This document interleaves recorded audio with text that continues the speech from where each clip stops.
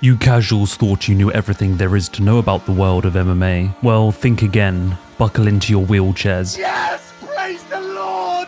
Get ready to cry, crack open a Modelo and just bleed, because today we are once more diving deep into the 7th layer of hair. Hell, okay. This is the highly anticipated part 2 of the UFC MMA Iceberg Explained series. I have taken your feedback from the last video, mixed it with some intense research, and cracked up the lore meter. You better win your fight, because I'm coming on your ass, boy. This is not your average stroll through the world of mixed martial arts. We are venturing into the obscure, the distressing, the disturbing, and the tinfoil hat territory. Abandon all hope ye who enter. It is time to travel down the rabbit hole. Welcome to the crazy world of MMA. I'm coming! And this is still my boy! Conceive, believe, achieve. Shut the fuck up. Stop this Imperial Express! Choo-choo, motherfuckers! And with the jab. UFC superstar Jorge Masvidal heads to jail.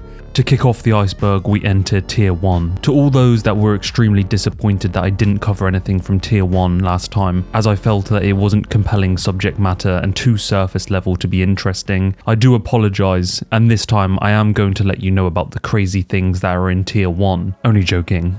Let's kick things off with Tier 2. Here you'll find some interesting stories, strange occurrences, and some lore deeply ingrained into the world of MMA. A casual might get lost along the way here. Halo. Allow me to take you back, weary traveller, to September of 2007. Dorito dust falls from your chubby cheeks and Mountain Dew lines your taste buds. Halo 3 has just dropped. You've picked it up after queuing for hours in the bleak darkness of midnight. You load up the game and this iconic soundtrack envelops your eardrums. You don't know it yet, but this main menu will become one of the most nostalgic things you will ever encounter for the rest of your life. Now fast forward 13 years, you're about to walk out for your 13th pro fight on the main card of UFC 255. You have selected said video game soundtrack to accompany you to the octagon. With the Master Chief spiritually at your side, you take the first step toward the 8-sided cage. The DJ presses play, and then this banger begins to play instead. Well, this is the exact events that happened to Mike Perry, who was taking on Tim Means at UFC 244. He had asked for the theme song of Halo, and some uneducated fool decided to play Beyonce instead. A well-rounded skill set.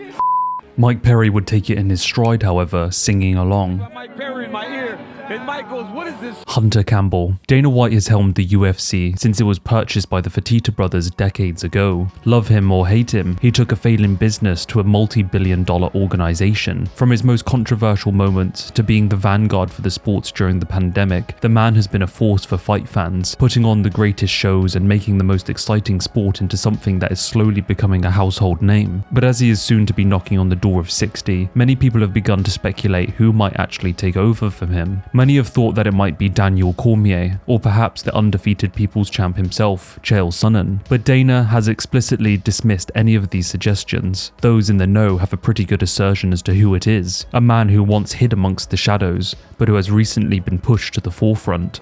Hunter Campbell, a man you may have heard many fighters thank in his post-fight interviews. But who is Hunter Campbell? Well, he joined the UFC in 2017 as a head of their legal department, but has since made his way to chief business officer. He is always behind the scenes making the big deals and putting together some huge events with Dana White, and has a couple of times been thrusted into the post-fight press conferences. So get used to his face, because he will more than likely be taking over when Dana White retires. Snake in the grass. Duane Ludwig, a man who once held the UFC record for the fastest knockout at just 6 seconds, was invited to Team Alpha Male to help train the striking for the team. His effect was immediate and noticeable, with a lot of the guys at Team Alpha Male not really known for their striking, getting some pretty incredible KOs on their records after Duane's inclusion. The relationship with Ludwig and the team would sour over time though. Ludwig wasn't exactly happy with his pay and chose to move to Colorado to open his own gym, leaving an open invite for any members to follow him. One such member that did follow was TJ Dillashaw, who had, under the guidance of Dwayne, earned his bantamweight crown and defended it twice. For his last camp, he had split time between Team Alpha Male and Ludwig's camp in Colorado. It was something that was discussed a fair amount in the news, that TJ had essentially 2 head coaches and that he wasn't exactly a full-time member of Team Alpha Male anymore. Well, that's when Conor McGregor, who was coaching The Ultimate Fighter alongside Team Alpha Male head coach Uriah Faber, would decide to rub some salt in the wound for Uriah, who was getting his star member pulled away from him. Little snake in the grass he is. He's a little snake in the grass. Yeah, I'd like to congratulate you and your coach Dwayne. Uriah thinks Dwayne's a snake though. What do you think of that? Different opinions, you know. So you're with Dwayne? Yeah, man, he's a good coach. In what is a surprise to everyone besides Conor McGregor, TJ would announce his departure from the team just a few weeks after the airing of the show, choosing instead to train full-time with Dwayne Ludwig in Colorado. It would further cement McGregor's cleric abilities in memes and YouTube videos for predicting the eventual fallout between TJ and Team Alpha Male. TJ had walked away from the whole spectacle branded forever as a snake in the grass, but the thing is, people leave gyms all the time, and TJ just honestly felt like he was making the right decision for himself, and for some reason people just knock him for it. I don't really understand it, to be honest. Backflip KO. LFA played host to a fight between Chapman and Ayala. I hope I'm pronouncing that right. 2 up-and-coming fighters in the regional scene. Chapman even making his professional MMA debut. During a ground exchange, Chapman would knock his opponent out after he had managed to headbutt Chapman's knee. Whilst not a stupendous way to win a fight, it didn't stop Chapman's adrenaline rush in lieu of victory. He would jump on his semi-unconscious opponent's body and execute a front flip that even Justin Gaethje would be proud of. Problem was, his landing mat was the still awakening foe. As a consequence, Chapman was stripped of his win and handed a disqualification loss. By the end of the weekend, the California State Athletic Commission had suspended him for 90 days and imposed a pay deduction. In reflection, Chapman would state, "Let me be honest with you, I don't deserve to get paid for that. It's disheartening to watch. My mother has to see that. People who look up to me and find inspiration have to witness that." Well, he certainly made an impression, and he hasn't fought since, so I don't think he's inspiring anyone, and he's definitely disappointed his mother. Daryl's. For many, season 10 of The Ultimate Fighter is a standout. We would get Rampage Jackson and Rashad Evans squaring off as coaches in the season, full of some of the most fantastic moments, like Rampage smashing down a door in frustration, and even the introduction of Kimbo Slice into the UFC. For many, it is considered the last actual good season of the show. One of the great memes that spewed out of this season, though, is that of Daryl's titty. For whatever reason, Rampage would hone in on one of the heavyweights, who was a little bit pudgy, and started making jabs at the fact that he had some man boobs. He was kind of a, fat, pudgy guy, like a heavyweight, and he had some In what were initially some harmless jokes, quickly descended into Daryl threatening to knock out Rampage. Come on, titties. Come on, titties. Are you serious? For the rest of the season, there were some fairly intense exchanges between the two. In September of 2023, after over a decade of time since the pair had shared their animosity, Rampage would come out and state that they had actually signed a contract to fight one another, to settle the beef presumably. Wonderboy. A nice recent one, but it's too good not to include. Wonderboy, the oldest boy I know of, is a 40-year-old UFC fighter who you know as Stephen Thompson, the flashy karate striker who had fought for the title twice against Tyron Woodley, a man with many spectacular KOs and who is also known as one of the nicest MMA fighters on the roster. Thompson got the nickname Wonderboy early in his career. He says of gaining his nickname, "I was 15 years old when I had my first fight. My dad kind of threw me to the dogs on this one because at the time I was getting beaten up by my sister. I thought I wasn't very good, but this was his way to show me that I was better than I actually was. I ended up beating the brakes off the guy, and my opponent said afterwards, 'I wonder why I even stepped in the ring with this boy.' The announcers started calling me Wonderboy, and it's stuck ever since." With such a nickname, it would be impossible to make walks to the octagon without being accompanied by the famous Wonderboy song, courtesy of Tenacious D. Jack Black and Kyle Grass's famous rock band, and that's exactly what fans would be treated to every time Thompson made his way to the 8-sided cage, and so speculation would begin, when would we ever get Jack and Kyle walking Thompson to the ring? Well, never was the assumption, as Dana White doesn't like all this gimmick stuff, but that was until December just gone in 2023, as Thompson, now 40, and after walking to the octagon with that song for over a decade, he would be accompanied by the Rock duo, and it's probably one of the greatest ring accompaniments we have ever been blessed with. Go for a spar. In the summer of 2018, at the end of the UFC 25th anniversary press conference, Mike Perry would ask Darren Till if he wanted to go for a spar. The Liverpudlian would oblige and say that of course they could go for a spar. Once they got to the hotel, it would result in this fairly awkward interaction. You want to spar? Sparring? But what you meant to spar like it's steaming there? Like, no, like... Oh, fucking hell, mate. I meant fucking, let's go fight.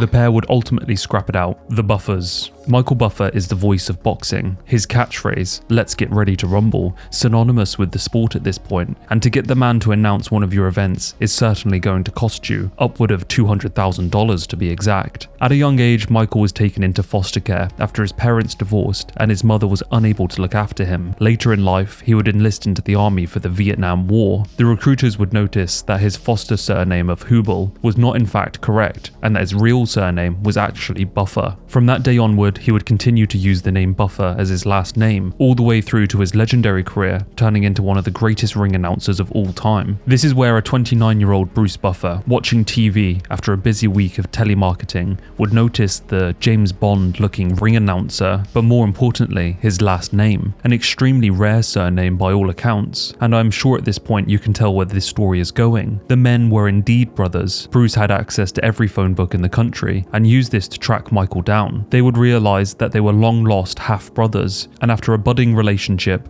Bruce would become Michael's manager and even was inspired to become a ring announcer himself. Fast forward 25 years and the pair are quite literally the most famous announcers of their respective sports, long lost brothers tied together by the love of combat sports, and had only found their way back to each other simply because of the Vietnam War and a surname. Khabib versus Ring Girls. Khabib acquired his own fighting promotion back in 2020, renaming it to Eagle FC, and started putting on events, mainly in Russia. In an interview, he was asked why he would not be including Ring Girls in the promotion and what he thought of them.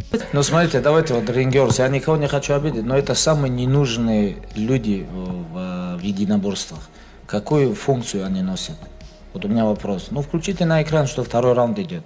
Obviously for Khabib there are religious implications as to why he wouldn't want scantily dressed ladies in something that he personally owns, and that's regardless to what the rest of us think, and so I think fair enough. But following his comments, Ariane Celeste would hit back with her own comments on the matter with an Instagram posted that stated, "I've worked over 15 years in this industry and learned it's easier to just simply not care. For 15 years we've been more than just ring girls. We've dedicated time in promoting the UFC and showing love and our time to our die-hard fans through touring the world and personal appearances. And while the world is very different right now, I can still feel that energy and love every time we have a show with an audience. It's taken me 15 years of hard work, dedication, and time to be a badass, independent, wealthy female." Johnny Walker in the desert. In October of 2013, Johnny Walker would be taking on Magomed Ankalaev in the main card of UFC 294. It was a title eliminator bout as well. The fight would end in a no contest after the fight had barely had a chance to start. Magomed would accidentally knee Walker in the face, leading to the ref intervening. Walker did seem fine and ready to continue the fight, but the doctor was required to enter the cage and clear Johnny. The doctor would ask Johnny where he was, a usual question to gauge a fighter's corpus mentis. Johnny would respond by saying that he was in the desert. After all, that's exactly where they were, but because he failed to supply the exact coordinates, the doctor would call off the fight, much to the dismay of Johnny, who was naturally pretty pissed off. The fight has been rescheduled for actually this weekend as the time of writing and recording this, so I'll let you know who wins here.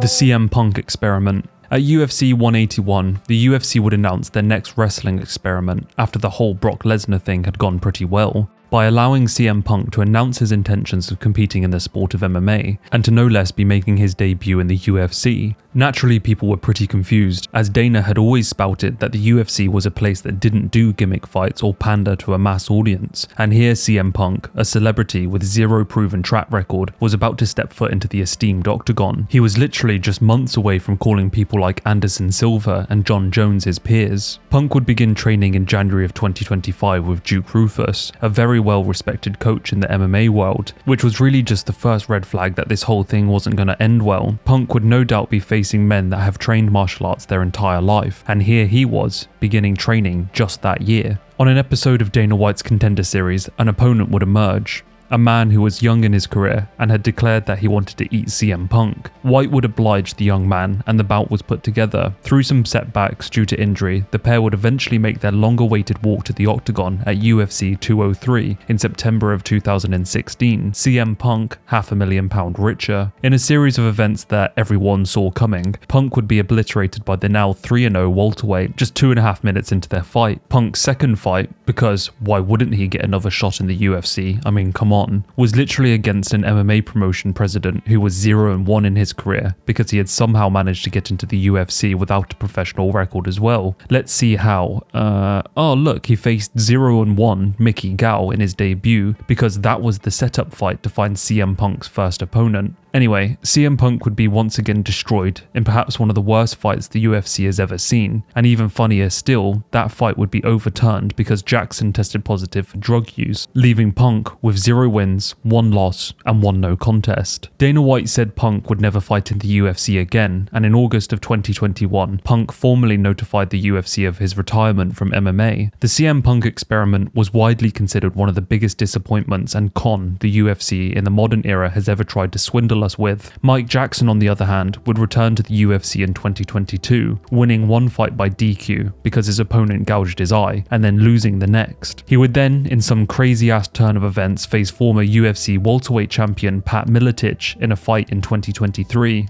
Pat Miletich, the UFC veteran, was quite literally 55 years old at the time and managed to beat the shit out of Mike for 2 solid rounds before gassing out. He'd be unable to get off of his stool to start round 3, declaring Jackson the winner. So to clear that up, Jackson lost his debut, had a fight that got overturned, won a fight via DQ, lost a fight, and then won a fight because a 55-year-old man gassed out after beating him up for 10 minutes. Jesus, what a failure. Andrew Tate MMA fight. Controversial figure Andrew Tate has actually competed in MMA, having had just 1 professional fight. He knocked out his opponent in the first round.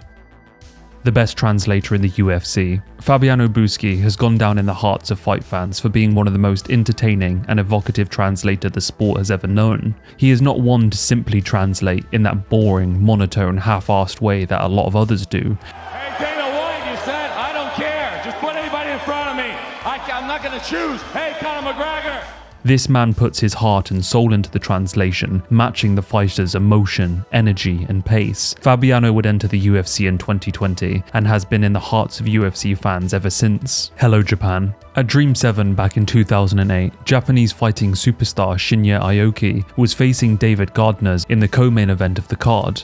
At around 5 minutes into the bout, the American opponent would take it upon himself to address the crowd, leading to a rather fatal mistake.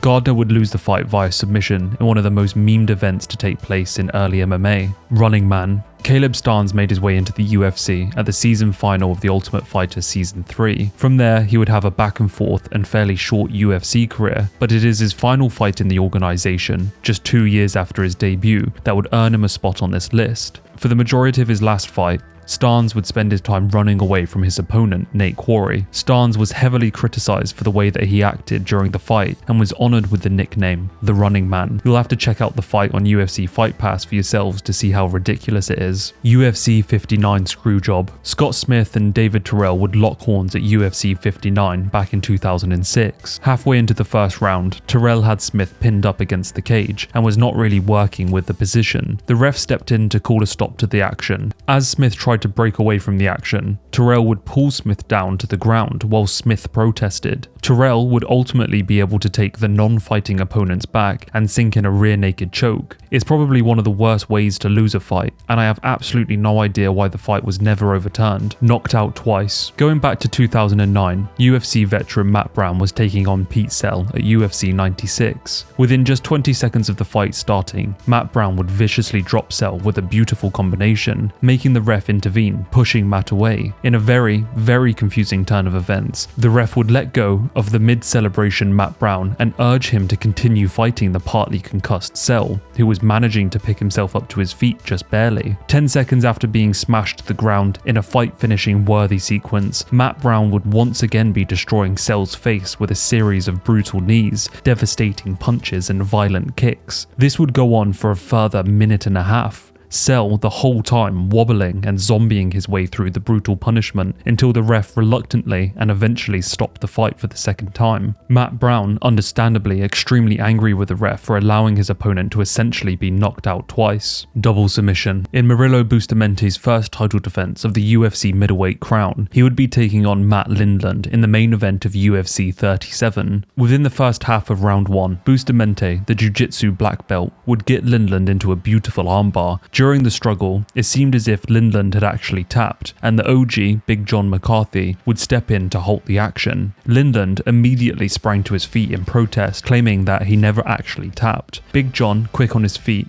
would, in extremely bizarre and probably against the rules fashion, resume the action. Fast forward to round 3, and Bustamente would put the doubt in the rearview mirror, submitting Lindland via guillotine choke and notching his first and only defense into the title, before he would later vacate the belt, heading over to Pride instead. But he will always be known as the man to have gotten 2 submissions in one fight. He was never my friend. Back in 2015, the Reebok sponsorship had just hit MMA fandom. Their favourite fighters would now be branded and lose out on vital sponsorship money. Stitch Duran, a legend of the game, well known as one of the top cut men, was highly critical of this move to put fighters in uniforms. This would prompt the UFC to Thanos snap him out of the company, never to be in the corner ever again. Stitch would release a statement saying that he was pretty upset about the whole thing, which would lead to the now infamous and highly memed line from Dana White. Stitch Duran needs to learn what the meaning of the word friend is. Stitch Duran and I were never friends. Colby sucker punch. After deciding that a career turn toward the controversial was something that would generate him more money, Colby Covington would quickly become one of the most polarizing characters on the UFC roster. There were those that loved his brash, Trump-loving, violently harassing character, and there were others who just wanted to watch men fight each other inside of a cage without the boring theatrics. Either way, Colby's gimmick worked, and his pay-per-view generating mouth would see him claw his way to multiple title shots and main events. Along the way, however, he would throw his gym, friends and peers all under the bus at any single opportunity that he had. One such person was Jorge Masvidal, a man that even allowed Colby to sleep on his couch in the early part of his career and had risen through the rankings with him, at one point considering themselves best friends. In a series of now well-known interviews, Colby would leave that friendship behind. Fast forward a couple years, and some not-so-choice sound bites, the pair, in a tragic turn of events, would find themselves standing across the octagon from one another. Colby would ultimately win the fight, but not before spending all of fight week stating that George was a terrible father. Jorge, not satisfied with getting his crotch sniffed for 5 rounds, took it upon himself to personally hunt down Colby. Covington was out celebrating his recent victory at a steakhouse with the Nelk boys, who would post some photos online revealing his whereabouts, and after leaving the restaurant to return home, he would be sucker punched by Jorge, and in that learnt a lesson. Sometimes you'll pay for the shit that you say, and Jorge learnt that the internet doesn't care about your awesome street fighting days, and that his actions that night were that of a coward.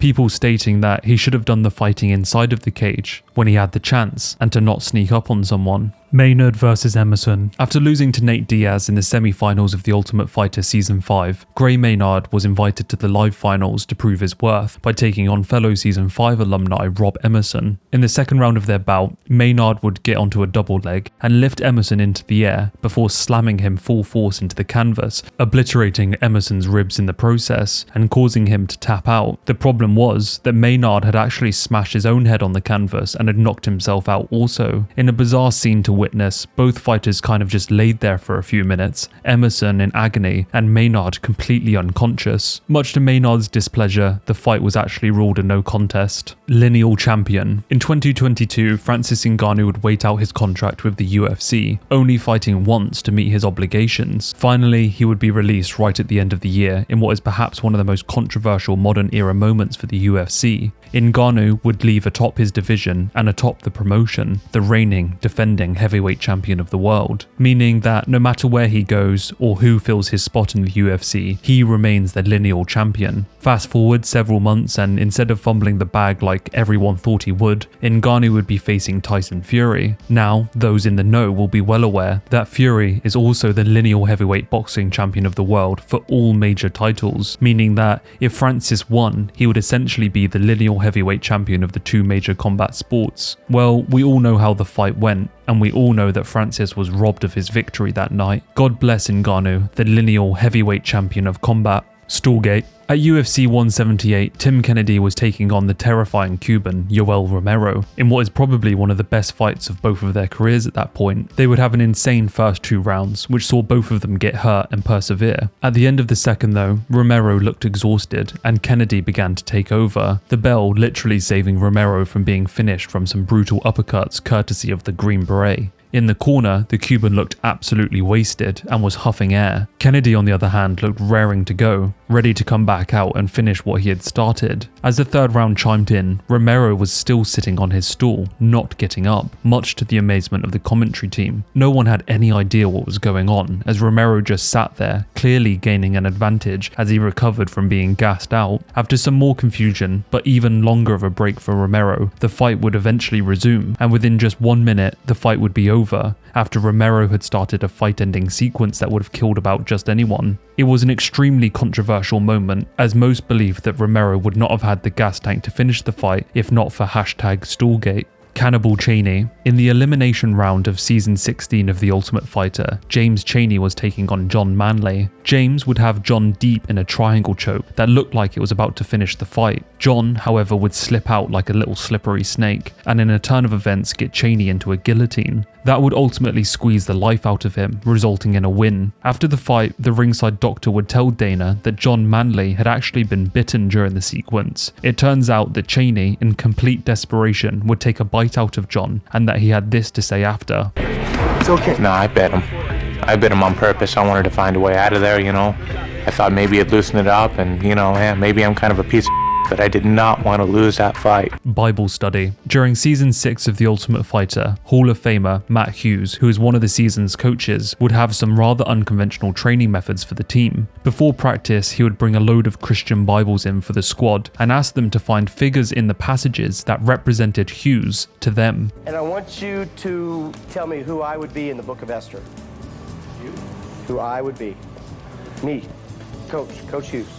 I mean, out of all the things that they could have been getting up to that could have developed them into more competent fighters, Hughes would instead have an ego trip, trying to compare himself to biblical figures. It's quite a series of events, but it wouldn't be The Ultimate Fighter if shit like this didn't happen.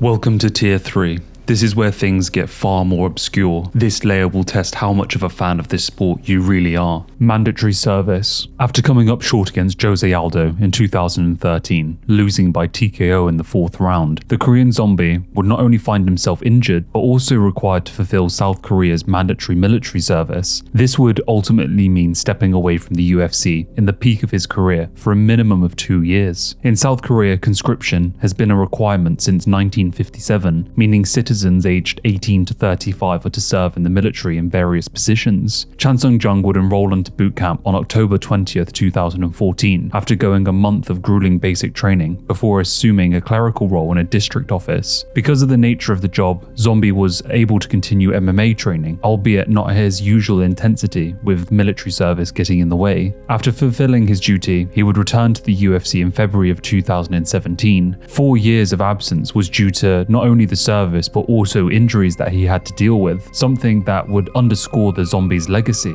A man who was shunted out of the title picture due to circumstances completely out of his control. His return to the sport would be emphatic and emotional, a first-round knockout of then top contender Dennis Bermudez. His return spoke volumes of the fighter that could have been in the top echelon all those years whilst he was sidelined. Zombie had this to say of his time serving his country. To be honest, it was pretty uneventful. Because of all the injuries and the surgeries that I had from MMA, I was given a government job, so basically I was a civil servant. After basic training, I was able to live at home and commute to work. Ultimately, the whole situation is rather melancholic. The best years of an athlete's career snatched away, and the Zombie is not alone in this fact. It's something that we have seen manifested in other Korean UFC fighters, such as the Korean Superboy. These two men who were at the peak, the former coming off of a world title fight against the consensus GOAT at featherweight, and the latter later on his quick rise to superstardom in the UFC. As a fan of MMA, it's extremely hard to see the upside, and I think it was something that hit me most as the Zombie laid down his gloves in the octagon during his extremely emotional retirement. It was that sense that the best was wasted away in some office. It's a shame, but the Zombie has transcended the sport with his huge support back in his home country, where he's a superstar. Just check his massive following on YouTube for proof. Sean Strickland childhood. Sean has never really been one to shy away from his tumultuous upbringing, from appearances on JRE to crying on Theo Von's podcast. Dude, I remember like laying in bed, like I remember I stopped believing in God, man, like fucking,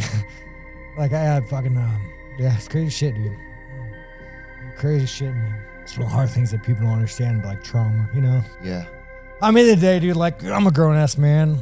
I don't give a fuck. I mean, you could post this. I don't care. Sean has always been very vocal about what that type of childhood can do to a man, but also how overcoming it can be empowering, albeit the way he goes about wording it isn't always the most PC. Growing up in Corona, Sean was raised in an extremely abusive household, beaten by his alcoholic father. What was meant to be a safe haven for a growing family was instead Sean's first battleground in life. Daily torment, not only for him, but his brother also, and his mother, to be subject to their father's rages. Strickland found himself spiraling, getting caught up in race supremacy movements and constantly scrapping with other children. YouTube is pretty good at demonetizing things, so if you want to hear the gory details from the horse's mouth, then head over to episode 143 of JRE MMA Show. I've given a good outline here. It's just that, well, Sean talks about a lot of the violence in detail there, something that just simply won't stay on YouTube. And so it was during this hateful time in Sean's life that he would stumble across a lifeline. At the age of 14, Sean would enter an MMA gym, and well,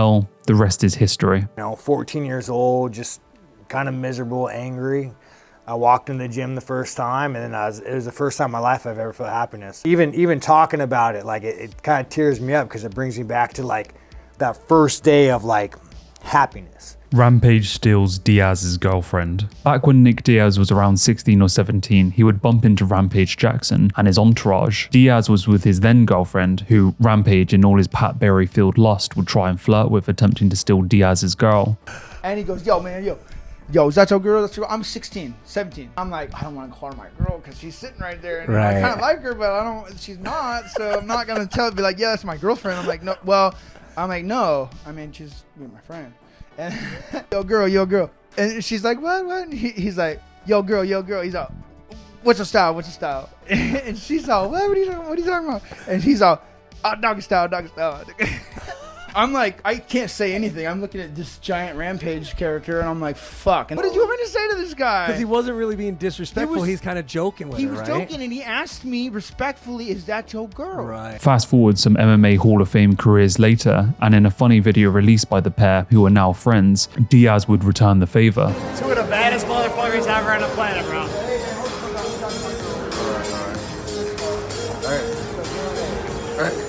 You know I'm a real champion. Leon Edwards' dad. Leon's upbringing and childhood was something that made his championship-winning Octagon interview even more of a tearjerker than it already was. Leon's past is something that he has spoken of regularly and uses as a story to try to get those in his hometown to perhaps turn away from the crime that is so prevalent there. Leon's journey to championship glory is an inspiration for sure, but Colby would use that past to rather distasteful effect at a recent UFC event, stating that Leon's father was in hell. Leon Edwards' father was shot and killed in a London nightclub after a life of crime, and being a gang leader, it had all caught up with him, and Leon was just a young teenager at the time. Leon would state in an interview, "If you consider the cards that he was dealt, my dad did the best that he could. I know he did wrong, getting involved in crime, and it led to his demise. He didn't just leave us in Jamaica though. He was a good man, but just in bad circumstances. He made the wrong choices." But you got to remember that in Jamaica, killing seemed normal. We were used to gunshots and death all around us. It was probably like 2 a.m. I was in my room, Mum was in her room, and we heard the phone ringing. I heard her crying, and I knew that something was bad. You know, eventually she came into my room and she just told me, "Your dad's just got killed in London. It was something to do with money." And just like Sean, this horrendous set of circumstances is something that would be a catalyst for a history-defining MMA career. Stipe tapped. In his first title defense after snatching the crown in emphatic fashion from Fabricio Verdum, Stipe would face off against Alistair Overeem at UFC 203. Just shy over a minute into their bout, Overeem would drop Stipe with a crisp straight down the middle. middle and then snatch onto a guillotine as Stipe attempted to scramble to his feet. In the tussle, Stipe would strongman his way back to his feet, despite the submission looking like it was in deep. In all his resilience, Stipe would end up getting Alistair to the ground and then smashing his face all over the canvas in a brutal finish from inside Overeem's guard, sending Stipe's home crowd into a frenzy. Joe Rogan would take it upon himself to interview the recently unconscious Alistair in the octagon, in which he would famously state that the reason he let go of the submission was because he clearly felt a tap. I followed him, I got him in a guillotine choke, and I clearly felt a tap. After replaying the broadcast in front of not only Alistair, but thousands of fans, we could clearly see that there was no tap, resulting in what is perhaps one of the most awkward octagon interviews of all time. Well, it didn't look like a tap to us, but I understand that you felt that way, and thank you for a great fight. It would spark discussion as to whether Joe really should be interviewing fighters after they have been so recently knocked out. Max Roskopf. In June of 2020, Austin Hubbard would take on Max in the opening bout of the early prelims. It was Max's debut in the organization. He was extremely young in his undefeated career, sitting at just 5-0, and he had managed to get into the organization by being a super late replacement for Joe Selecki, who had pulled out of the fight. The bout was an extremely grueling affair. Max would have a good first round, matching the striking and having some good scrambles with Austin, but it was clear that Hubbard was ahead. In the second round, Max would look completely exhausted, with essentially zero output, that late notice cardio seeping in. Austin continued to pick him apart for the rest of the round, wilting his foe. At the end of the second round, Max would not leave his stall, and the corner audio is unlike anything you've ever heard. We got this, Max. No, we got this, Max. No, you're a champion. I don't have it. You're a champion. Stop it. I don't have it. Stop it. You're a champion. You're a champion. We're going to finish this round on top of another decision, okay? You want to continue to fight? No, sir. Okay, that's it.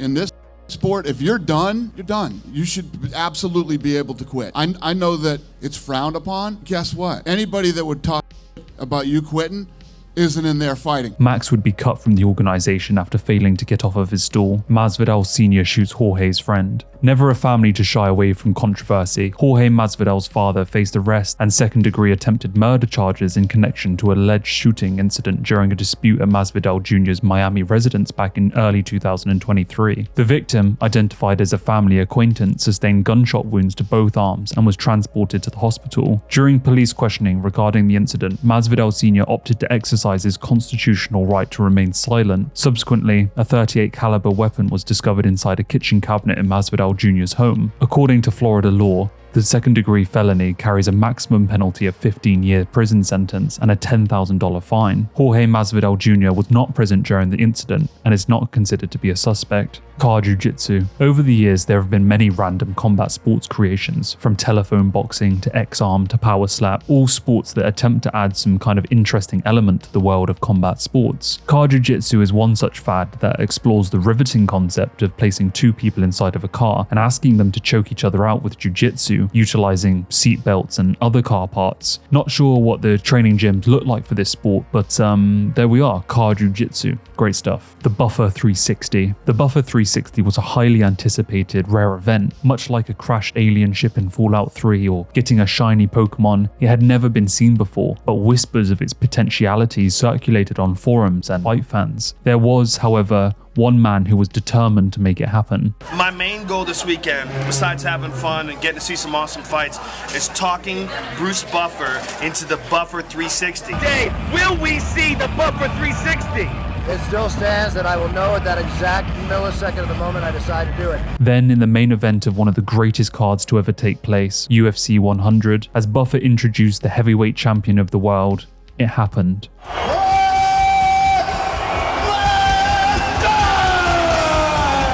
The Buffer 360 will always be legendary. Perhaps one day Buffer can spin that geriatric ass around again in one complete circle. I'm looking at you, UFC 300. Just Bleed guy. At UFC 15 in 1997, a man who became the physical manifestation for all fight fans' hype from around the world, in a ritualistic dance, beer in hand and Just Bleed scribed across his chest. His name was James Ladner, and he had unknowingly become one of MMA's greatest memes. His life would go from the MMA occult to the unfortunate unfortunate though, as he would later be sent to 10 years in prison after being caught with illegal substances on his person. He has since been released and continued a rather normal life as an accountant. The most brutal of twists is that, unfortunately, he no longer actively watches MMA. His spirit, however, lives on in my good friend Napoleon Bonaparte's body. Platinum Princess. So circling back to everybody's favourite Florida man, Mike Perry, who seems to keep appearing on this list. Let's cast our minds back to February 2018. Mike was in the opening bout of the main card at UFC Orlando, Emmett vs Stevens, and he would be taking on Max Griffin. In all of Mike's great mysticism, he would decide to give a vital corner spot to none other than his girlfriend, the Platinum Princess. Perry was always unconventional, and having his missus there, who is a professional tennis player,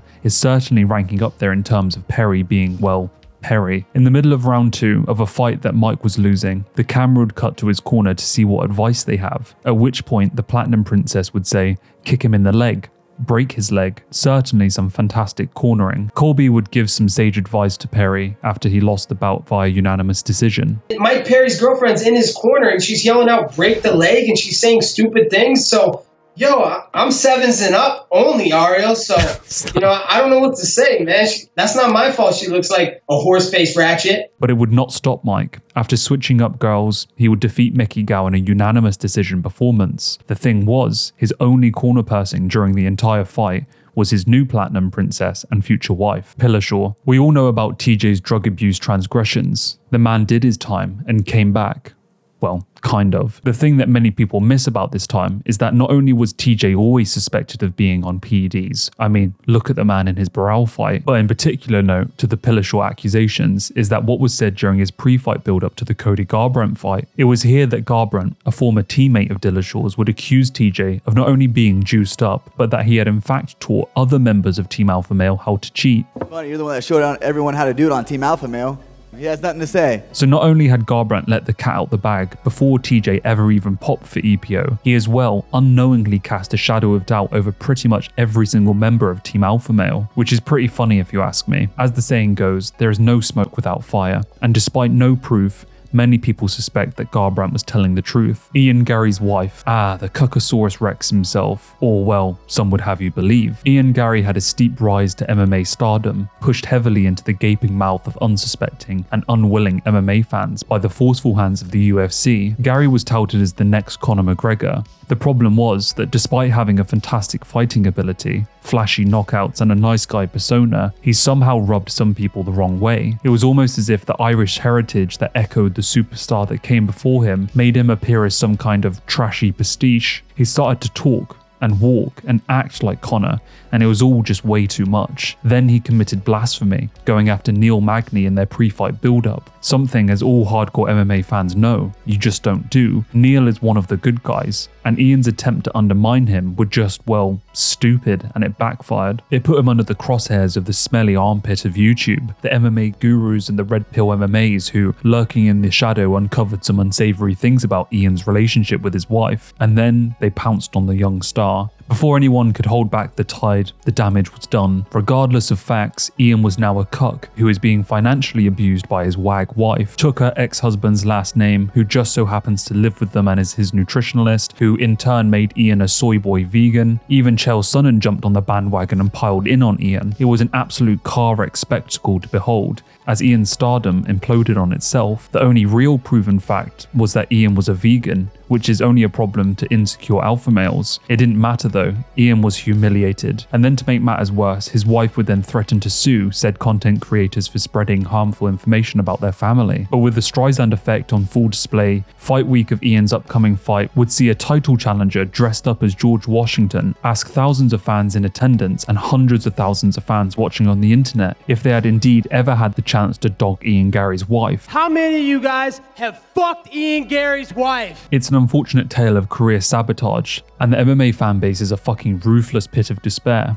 Ian found out the hard way. Personally, whilst I don't really care about the drama, it was mildly entertaining to see unfold. I have no real opinions on old Cucky Boy. I think he's a great fighter, and he seems happy in his marriage. But calling Neil Magny a child abuser is forever, and I'll never forgive my pale Irish soy boy for it. WEC poster. When it comes to the little guys, just like their height, there is a tiny list of things that really annoy them. Ask Team Alpha Male, a community of 5'5" and below alpha males helmed by Uriah Faber. In his second second defense of his WEC featherweight title, he would take on an extremely young Dominic Cruz, who was still getting his hair cut by his mum with a bowl. The poster for the fight had such a stacked card with such great talent that there was not enough room to fit the challengers on. Dominic Cruz, annoyed that his first shot at a title had been snubbed on a poster, decided to start signing his autograph over the face of Uriah Faber. This upset the veteran, who took it extremely personally and set out to put Dominic Cruz back in his place. Uriah would do this inside of the cage, submitting Cruz in just under 2 minutes of the fight starting. This story in this poster would be the subject of contention throughout their lengthy rivalry that saw them chasing each other across not only weight classes, but organizations. It's one of the greatest stories that has ever graced MMA, and is something I've told in a prior video to great length, but as you can see with the runtime of the video, it's not something I'm going to go over here. DC versus DC. During the build-up to his fight with Pedro Munoz at UFC 269, Dominic Cruz was asked about his thoughts on the commentary team, at which point he would throw fellow fighter and commentator hybrid Daniel Cormier under the bus, stating that he doesn't do his homework. To me, from my experience, he doesn't do the homework. He wants to get in and out, get the job done, make his money. I'm hoping he watches some film this time on me so that he knows what I'm doing and why I'm doing it.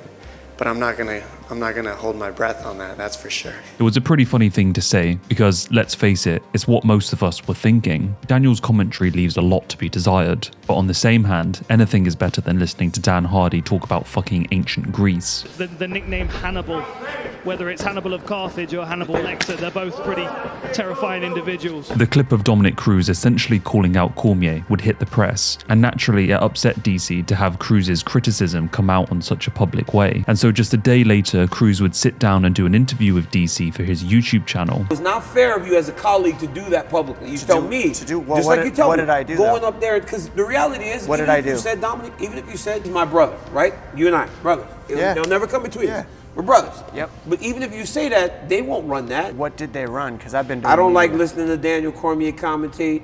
I mute it. I don't think he watches the fights. I don't think he wants to be there. He gets his money and he leaves.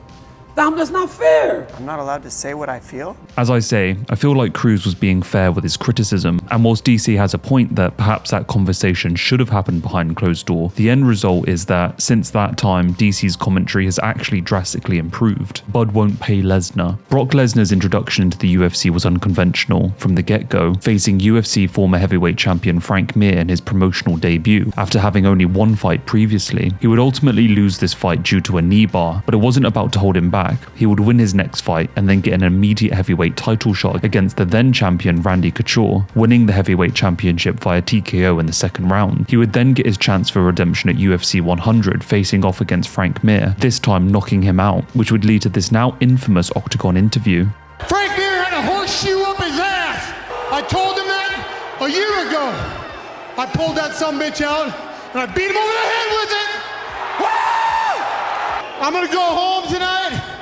I'm gonna drink a Coors Light. It's a Coors Light because Bud Light won't pay me nothing. Hell, I might even get on top of my wife tonight. See y'all later. The aftermath of Lesnar's statements was met with dissatisfaction from Dana White, Lorenzo Fertitta, and even his own sponsors. That's because Bud is one of the UFC's biggest sponsors, and so naturally it pissed Dana White off. He would say of the incident, it was the quickest trip from the top of the world to the doghouse. Izzy Gyno. After a loss, Stylebender would take to the post-fight press conference to address the controversy that had been plaguing his career ever since he stepped into the cage at UFC 253 against Paulo Costa. See, when he stepped in to face the Brazilian, the internet would not only be lit alight by his performance inside of the cage, but also #GynoGate. Izzy's chest clearly had something wrong with it, and soon the internet's experts would start putting forth their theories on what they thought was going on, all coming to the conclusion that Izzy was clearly on steroids. Despite there being multiple reasons for Gyno, the internet was sold on this narrative. He would go on Ariel's show to discuss the matter, to which the UFC suspected it was his cannabis usage, which is also a cause for Gyno, albeit extremely rare. Do you have an update on the PEC gate? I just being unhealthy living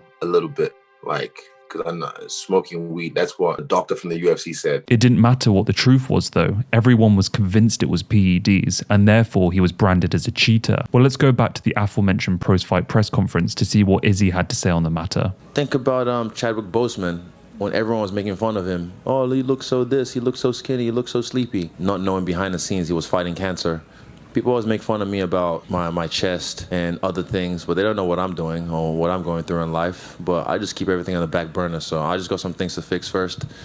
And yeah, I'll be back. Look, I'm not here to say he is or isn't cheating, and I am inclined to believe that athletes at the top of the sport are more often than not doing everything in their power to be the best versions of themselves. Cheating is included in that, but what I am saying is you or I don't know the truth of the matter. We can speculate all we want, and we might end up looking like an idiot when it turns out something far worse for one of the sport's greatest athletes is actually happening. Dana White banned from betting. Dana White is well known for gambling as his favourite pastime of choice. The problem is some of the big boy casinos in his hometown of Las Vegas have taken it upon themselves to ban him. The UFC president is a prolific gambler and has been known to waste many of hours at the tables, winning copious amounts of cash. Some of his legendary runs have caused such a headache for the casinos that they have chosen to now block him from coming. Essentially, Dana White is just too good, and he has been slated to have won as much as $7 million in a single night during some of his luckiest evenings. Dana White said on the matter, "It's not that I'm banned from casinos, it's just that they don't want me to play there. They won't give me the limits that I want and let me bet as much as I want because they don't like to lose. The Palmers kicked me out of there twice, the Mirage, the Win, they won't let me play. There are only a couple of those big guys in town that let me play." Battle of Al Qaim. Former UFC light heavyweight and middleweight Brian Stann is a former United States Marine that served with distinction, gaining the rank of captain and also receiving the nation's third highest honour, a Silver Star at the Battle of Al Qaim. On May 8, 2005, then Lieutenant Stann served with the 3rd Battalion 2nd Marines, commanding the 2nd Mobile Assault Platoon during Operation Matador, part of the Battle of Al Qaim. Whilst attempting to secure the Ramana Bridge near Karbala, his unit faced an ambush by insurgents. Over 6 days amidst intense attacks, Stann and his unit coordinated air and tank support, ultimately leading to their relief on May 14, 2005. All 42 Marines in Stann's platoon survived the ordeal. In March of the following year, Stann was honoured with the Silver Star, an extremely prestigious award for combat valour. The citation for the medal highlighted his personal direction of casualty and vehicle recovery operations, as well as close air support missions under enemy fire in a 360-degree fight. What a badass. Herb Dean MMA fights. Herb Dean has always stood out as one of the best refs in MMA, and whilst many like to be super critical of this crucial job,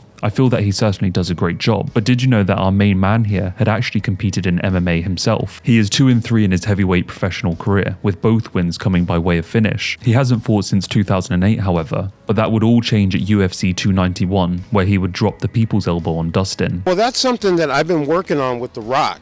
And he told me, I'm not sure if he'll admit it, but you can ask him. He's like, "Herb, I want you to do the people's elbow tonight when you stop the fight." Shitgate. The Soldier of God has lined the history books with his explosive knockouts and his less than eventful title fight with Adesanya. But what gets him here on this iceberg is his fight with Derek Bronson. Yvel was falling behind on the scorecards, and in a shock to no one who understands the will of the MMA gods, 3rd round Romero would descend to the mortal plane and snatch Bronson's soul. But this isn't what was interesting about the fight. It became apparent that during the scrap, that Yvel had defecated himself. He would try to claim it was water, but we all know the truth. With explosive power comes great explosive shits. I beat that guy one time. In an interview with Sporting News Australia, then middleweight champion Israel Adesanya would state that there was one guy out there that would always crop up on social media every time he fought.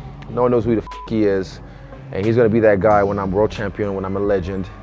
He's gonna be at some pub, talking some shit about, "I beat that guy one time." Israel would claim that this individual was a nobody, someone that was reduced to claiming in bars with a bunch of onlookers that he had beaten Israel Adesanya once. The problem was, the man in question was none other than Alex Pereira, and he hadn't just beaten him once, he had beaten Izzy twice, first in a decision, and secondly in a brutal walk-off KO. Izzy didn't know it at the time, but this interview would pull Alex from the darkness. Pereira had in fact lost motivation, begun drinking, and was without purpose, but seeing clips of that interview sent a shiver down his spine. In some sense, Israel was right, and he didn't want to just become some guy in a bar talking about the past. And so in a story we all know far too well, Pereira would soar up through the sport of MMA in an unprecedented rise, knocking out all challengers who stood before him, finding himself locked horns with Israel in the main event of UFC 281. Pereira, in a massive upset that shook the MMA world, would knock out Israel once again, this time in MMA becoming the middleweight champion of the world. Whilst he would ultimately lose a rematch to the stylebender, his legacy was not finished there. He has since gone on to become the light heavyweight champion of the world and is now in talks to take on Tom Aspinall to become the first 3-weight world champion. Very scary human being. I'm quite scared of him as well. Hopefully I won't have to fight him one day. It seems that perhaps in a tragic twist, Israel might be just that guy at the bar talking about how he beat the 3-time world champion Alex Pereira once. Oh, how fickle the world truly is. Nico Montano. Nico Montano entered the UFC through the hallowed halls of The Ultimate Fighter. She joined in season 26. The UFC was expanding their roster and decided it was time for females to get another weight class, and so a tournament was set up through the lens of the reality TV show. The winner of the tournament would walk away with the new flyweight title. It was ultimately Nico who would find herself getting that belt wrapped around her waist after defeating Roxanne Modafferi in the finals by a unanimous decision. The main event had everything you want. When opportunity knocks, when everything is on the line, both women stepped up and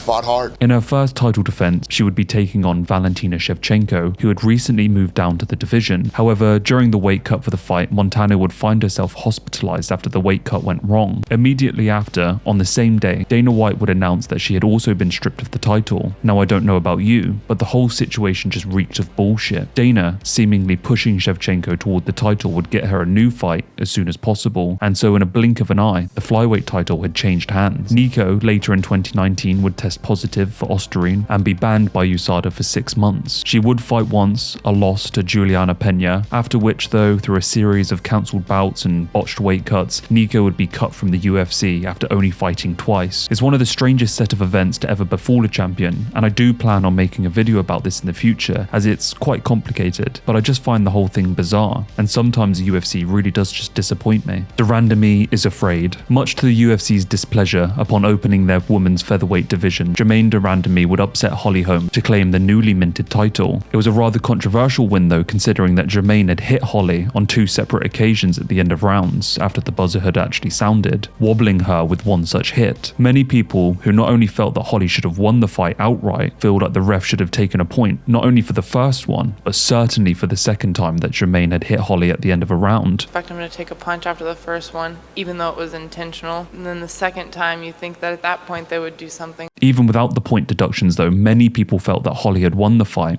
but that's not what happened. And so regardless, de Randamie walked away the new champion of the division, and the stage was set to welcome female fighting star Chris Cyborg to a proper weight class inside the UFC. The problem was, de Randamie outright refused to take the fight, citing Cyborg's repeated PED failures as the reason why. She also stated that she would prefer to move back down to bantamweight. The UFC, naturally pissed off at this set of events, would strip de Randamie and allow Cyborg to fight for the vacant title. Mass perception of this event is that de Randamie was just simply afraid of fighting Chris Cyborg. Fight Night 55. Fight Night 55 would go down in history as the first fight that the judges would take the night off, as every single bout of the card would result in a finish, including the main event that saw Rockhold choke out Bisping. It would also break the record for the most finishes in a night, standing at 11 finishes, which has since been tied by a future pay-per-view. There is also one other card since this, with only 10 fights that had all finishes, and that was Hill vs Santos, 5 a.m.er. Before his bout with former bantamweight king Dominic Cruz, Casey Kenny was asked whether he would smash UFC female fighter Megan Anderson. Casey had this to say in response. And it was like, you're 5 a.m. for she's a 5 a.m. or 4 a.m. or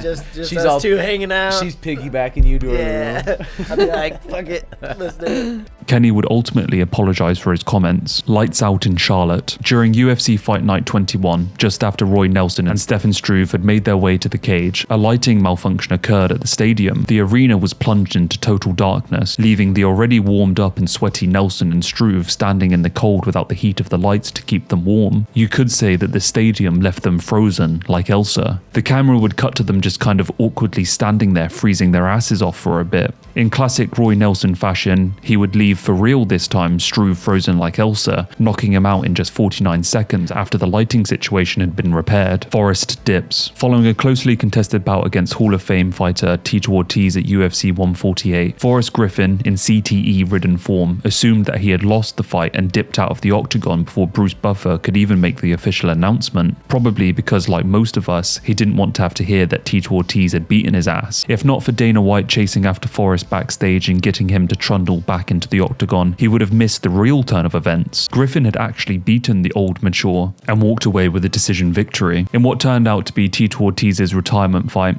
As he went to make his farewell speech, Griffin would snatch the microphone from Joe and instead give Tito's exit speech a very bizarre and awkward spin. Dirtiest fighter. There are a few fighters who might top the dirtiest fighter list, but for me no one does it better than Rusumir Paul Harris, a man known for holding on to submissions far longer than he ever should, causing in some cases irreversible damage. The man was a leg-locking machine and would use this to great effect in the UFC. The problem was, he never let go after the opponents would tap, often causing the refs to jump in and pull him off of the submissions. It got so bad that he was suspended for 90 days after his fight withdrawal, that saw him keep cranking on a heel hook after tapping. After moving down to welterweight to face Mike Pierce, he again got his opponent in a heel hook and continued to crank after the tap. The UFC would release a statement shortly after the egregious actions, saying that his contract had been terminated with the UFC and that he would be shipping his ass to the B leagues to fight tomato cans. That B league was the World Series of Fighting, and the funny thing was, he would find himself getting banned from that promotion for the exact same thing. The dude just can't help himself. Greasegate 2.0. But talking of Paul Harris, he would find himself caught up in another entry on this list, Greasegate 2.0. He would be taking on Nate Marquardt at UFC Fight Night 22. During the fight, after a failed leglock attempt, he would stop mid-action, signaling to the ref claiming that Marquardt had a greased leg. Marquardt took the opportunity to plunge Paul Harris's soul into eternal darkness by sending him to the Shadow Realm. Unsurprisingly, the dirty fighter was full of shit, and Nate didn't have any grease on him and was cleared by the commission of any alleged wrongdoing.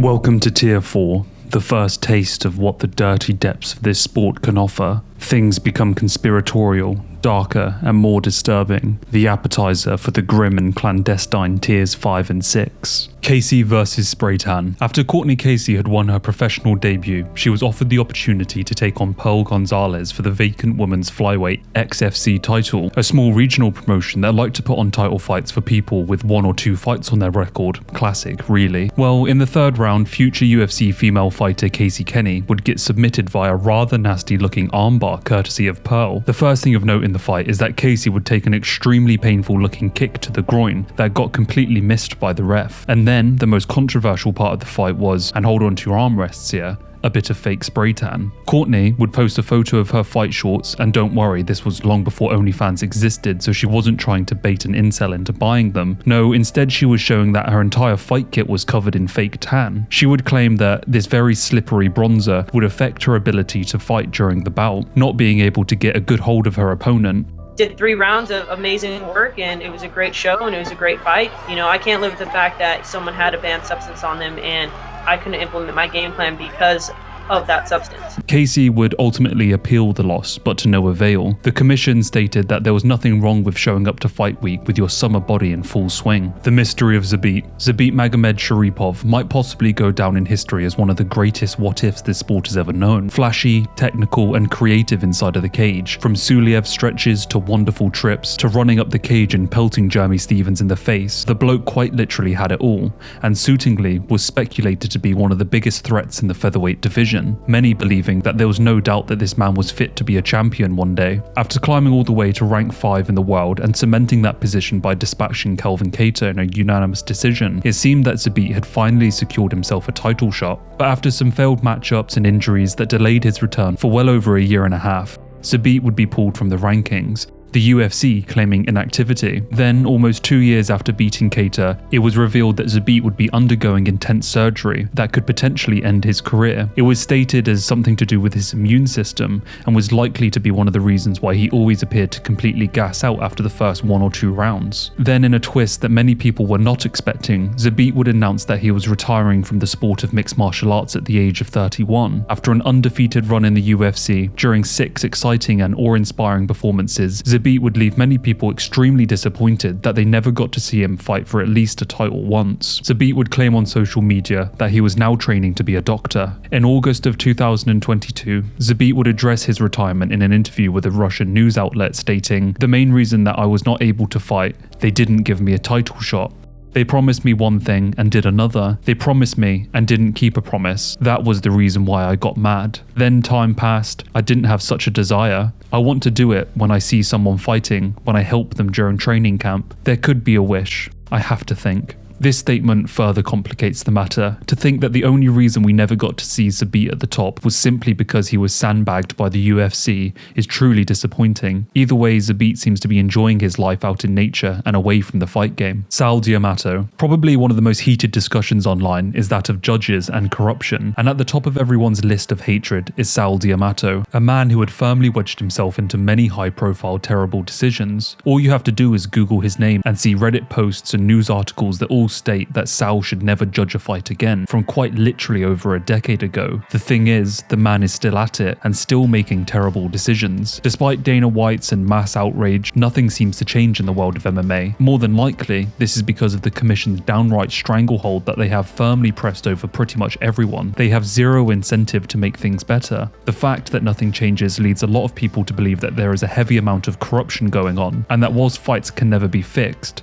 after all, one punch can end it all, that certainly when fights reach the decision side of things, that they can be swayed. While some might state that the UFC wants certain fighters to win, I can't help but notice that there are way more exceptions to the rule, and I am more inclined to believe that if there ever was a conspiracy, it is way bigger than just one organization. These terrible decisions happen all over the MMA space. There is, however, an interview with Sal that I have linked in the description that he conducted with MMA Junkie that I think many people might find extremely interesting. Not only is Sal provided a platform to explain how and why he makes certain decisions, but you actually get to understand this man a bit more, and I think it actually kills a lot of the wilder accusations dead in the water. Personally, I am more inclined to look at objective facts. Judges are sat at different spots around the cage. They are not allowed to look at the screen. They are not provided playback. They are not provided a monitor that shows different angles of the fight. They have one viewpoint, and that's it. A singular viewpoint, ringside, looking through the cage, where they are more often than not on the wrong side of the action. All I'm saying is that this fact alone can account for why judges have such drastically different scores for fights sometimes. And it's something that in the interview that he addresses, many judges over the years have expressed their desire to be able to have playback and monitors to watch the fights more fairly, and I think that this would make the biggest difference so that we can all stop fucking moaning about it.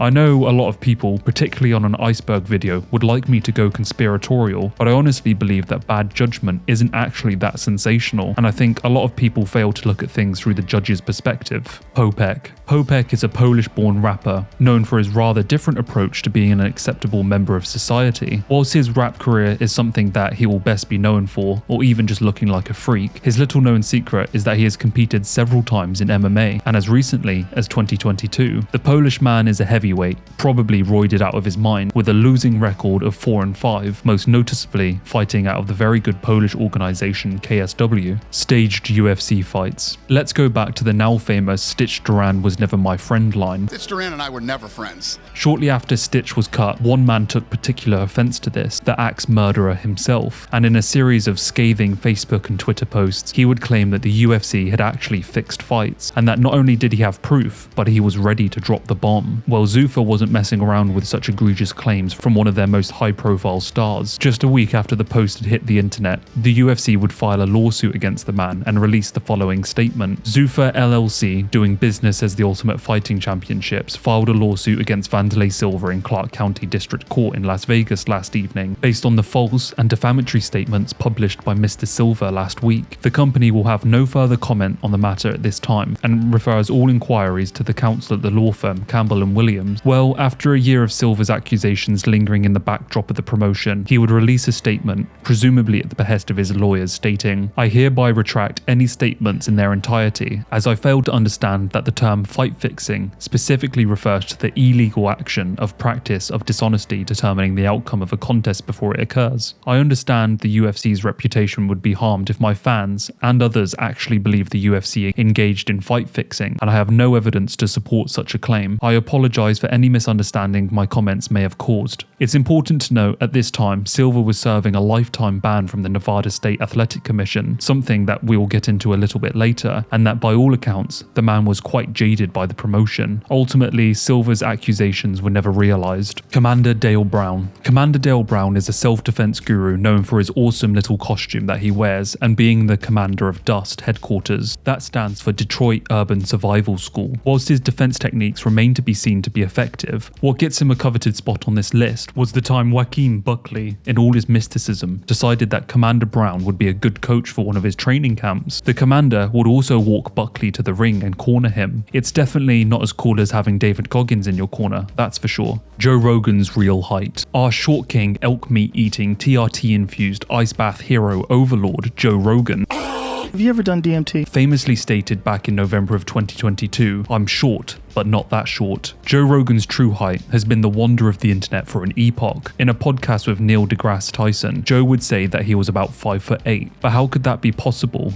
if IMDb have him listed as 5'7"? And to add fuel to this fire, in a video released by Pig Life, his true height would be called even further into question in a series of photos next to fighters whose height is officially done by the UFC. Joe appears to actually be around 5'5" or 5'6". We may never know the truth, but that won't stop us from eventually finding out. Gilbert Yvel, OG of the fight game and all-around asshole, Gilbert Yvel is a former UFC heavyweight fighter amongst other promotions such as Rings and Pride. He has been fighting since the sport's inception. He is also more well known for his less than ideal conduct inside of the ring. One such story that gets him on this list is the time that he knocked out the ref during his November 2004 match with 8 backmen. The ref had stepped in to stop the action after the fighters had fallen over the ropes in a tussle. After getting them back into the ring and trying to resume them from the clinched position, the ref was pushed away by Yvel. The ref continued trying to get them back into the previous position several times before a very annoyed Yvel would just sucker punch him, dropping him and then booting him whilst on the ground. Truly a piece of garbage. Blagoy Ivanov. Blagoy Ivanov is a heavyweight UFC fighter and was the former World Series of Fighting and PFL heavyweight champ and Bellator heavyweight Grand Prix finalist. Amongst these great achievements, perhaps his finest is that of earning the gold medal at the 2008 World Sambo Championships. Whilst his UFC career has failed to live up to the expectations that he entered with, he still put on some very entertaining fights for us all. But what gets him on this list is an incident stemming from February 26th, 2012 that goes as follows. In the early hours of February 26th, Ivanov and his 2 friends were attacked by a group of 8 men at the Ice Bar in Sofia. Ivanov sustained a stab wound below the sternum, damaging a lung. Despite the severity of the injuries, he fought off the attackers and managed to hail a cab to reach a hospital. After 6 hours of life-saving medical intervention, Ivanov's condition stabilized. He would remain in critical care for weeks. A 23-year-old suspect with a criminal history was swiftly apprehended and charged with the stabbing. By March 5th, 2012, Ivanov's condition had improved to the point where he regained consciousness. But on March 12th, just a week later, Ivanov's condition turned for the worse, leading to a second surgery and an artificial coma. On May 19th, he emerged from the induced coma and was expected, miraculously, to make a full recovery within 6 months. True to his determination, Ivanov made a triumphant MMA comeback in September of 2013, winning his next 4 fights and recovering from the absolutely insane incident. Yuki Nakai. Yuki Nakai, a retired Japanese mixed martial artist, transitioned to teaching shoot wrestling and Brazilian jiu-jitsu after his competitive career had ended. He is a man that had lived in the shadows of MMA for a long time. In fact, I'm willing to bet that many of you have never heard of him. Nakai played a crucial role in the evolution of MMA during the 90s, a time when the sport was less defined, and a time that I look back in awe of, as men attempted to rise the sport out of the nothingness from whence it came. Specializing in the ground game with a judo and amateur wrestling background, Nakai competed primarily in Shuto. His career took a pivotal turn during the Vale Chudo Japan 1995 tournament. Facing 3 opponents in a single night, Nakai would ascend into the legendary after one of the most beautiful displays of warfare our TV screens will ever be graced with. In the first bout, he confronted the 6'5" kickboxer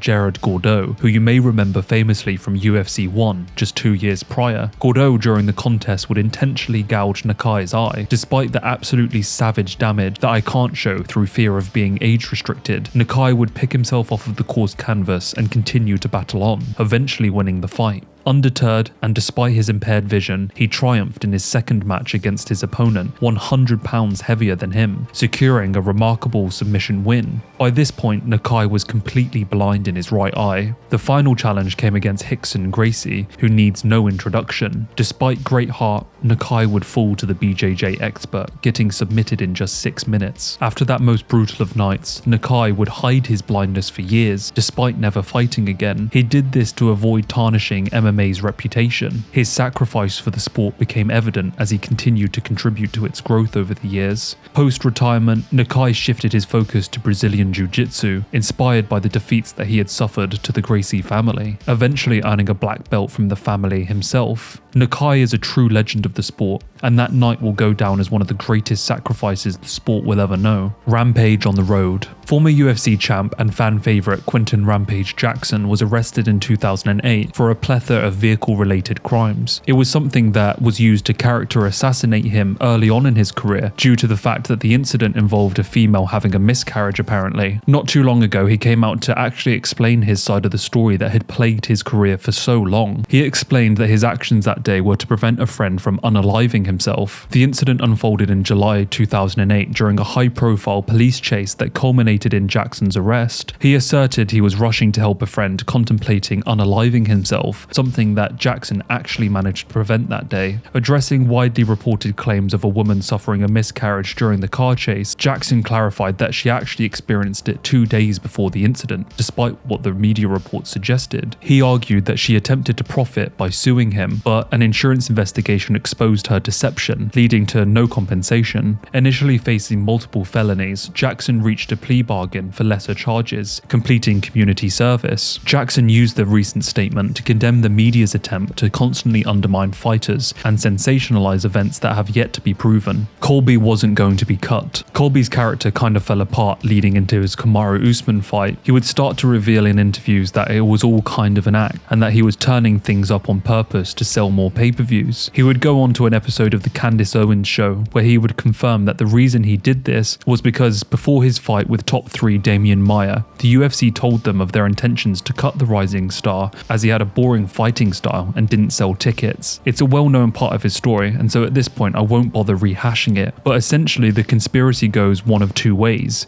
One, the conversation with the UFC actually never happened, and Colby just uses it as an excuse to be a dickhead. Or two, it did, but they were just trying to get Colby to fight a bit more aggressively and stop crotch sniffing as much. The evidence for this is that, firstly, he had already started to change his character a little bit before that fight, and secondly, why the hell would the UFC cut a fighter after they just gifted him a top 3 fight? It makes literally no sense, and so this is one of those conspiracies that I actually believe. It's a shame that Colby had to burn a million bridges throughout this whole charade. Finger in the rim. One such bridge that he burnt was that of the Queen of Simps herself, Polyana Viana. After Colby had been banned from American Top Team, he would make his way over to MMA Masters in Florida. Here he would spark up a highly speculated romance with Polyana after the pair would share cute little comments with each other on Instagram. Well, it didn't take long for Colby to chuck her under the bus in one of the worst ways possible. Clapping back, Polyana would suggest that Colby enjoys a finger in the old number 2. Sanko and Kraus. Laura Sanko has become a prominent member of the UFC family and is quickly becoming everyone's favourite broadcaster on the desk. She is a former professional fighter herself, albeit with just one fight, but she still regularly trains at her gym of choice, Glory MMA. Also training out of that gym is former women's featherweight title challenger Megan Anderson. The pair together would host a podcast breaking down fights and reviewing pay-per-views called The Aussie and Fancy, and you can do the math on who's who. I'll give you a clue though, Fancy 100% isn't the 5 a.m.er. Well, somehow Glory MMA and Laura Sanko had pissed Megan off because she would, in response to a Twitter troll, imply that James Krause had been banging Sanko, both of whom are married to separate people. But it doesn't stop there. Laura would clap back with a wonderful monologue which I shall read for you now. This couldn't be further from the truth. Way to wait until MMA Twitter is trashing GeeKay for his fighter fighting injured just like 90% of the fighters do just because you want some Twitter clout. I was there for your entire training camp for Nunes. You sat out 99% of the live rounds. You would ask your training partners, jokingly, to let you win the round. You were the laziest training partner, always talking about how tired you were 5 minutes into drilling. You would intentionally hurt training partners who were new and had an obvious skill gap. You broke a soccer mum's nose in probably one of the few rounds of sparring you did outside of practice. You have an alcohol problem and you were sloshed a month and a half before your title fight. You burned bridges with every single person in the gym, including the front desk guys, because of how much of a head case you are. Don't forget about how Krause talked you off of the ledge before every single fight and how complimentary you were of him for changing your career and life. You lose one fight and now everything changes?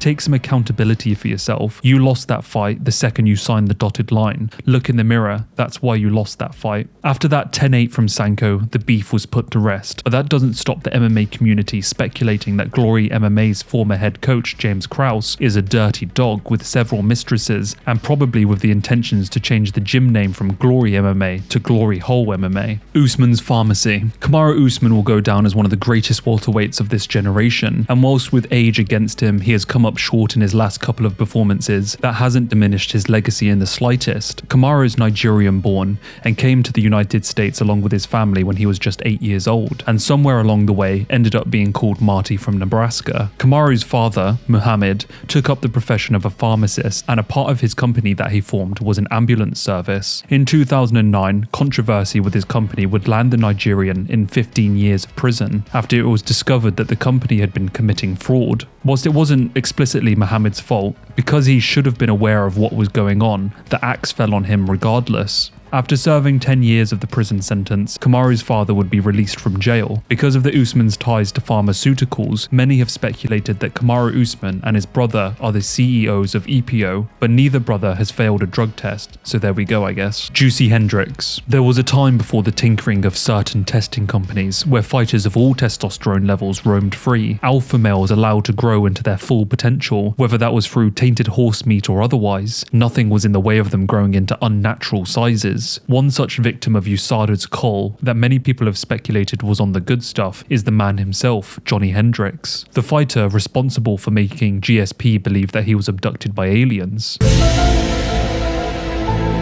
Before coming up short against GSP, Johnny was on an absolute tear. He was 15-1 and looked to be a future Hall of Famer with his near-perfect record. His fight with GSP, whilst it was a loss, was anything but in the eyes of fans. It is widely considered one of the greatest robberies this sport has certainly ever seen. But he would soon get redemption, claiming the welterweight strap in a back-and-forth barn burner with Robbie Lawler. But then, well, USADA came along, and Johnny didn't quite look the same ever again, losing 6 out of his next 8 and struggling with his weight cuts. And so the legend goes of Juicy Hendricks, the man USADA destroyed, allegedly. Artem made Proper 12. Proper 12 has been a massive success for Conor, netting him the majority of his wealth at this point, selling the company for around 600 million, of which his cut would have been very generous. The Spirit is now a household name, and I can't go to a supermarket without actually seeing the stuff anymore. Well, its beginnings have now been muddied by former best friend of McGregor and GOAT of MMA, Artem the Torso Lobov. Choo-choo, motherfuckers! A man who had only managed to get himself into the UFC because of his connection to McGregor in the first place. After the second Diaz fight, McGregor would be approached by Hafthor Bjornsson, World's Strongest Man and the Mountain from Game of Thrones, who was offering McGregor a chance to own his own vodka product. This would spark an idea in Artem's little Russian head. In college, Artem had prepared a lecture about the history of whiskey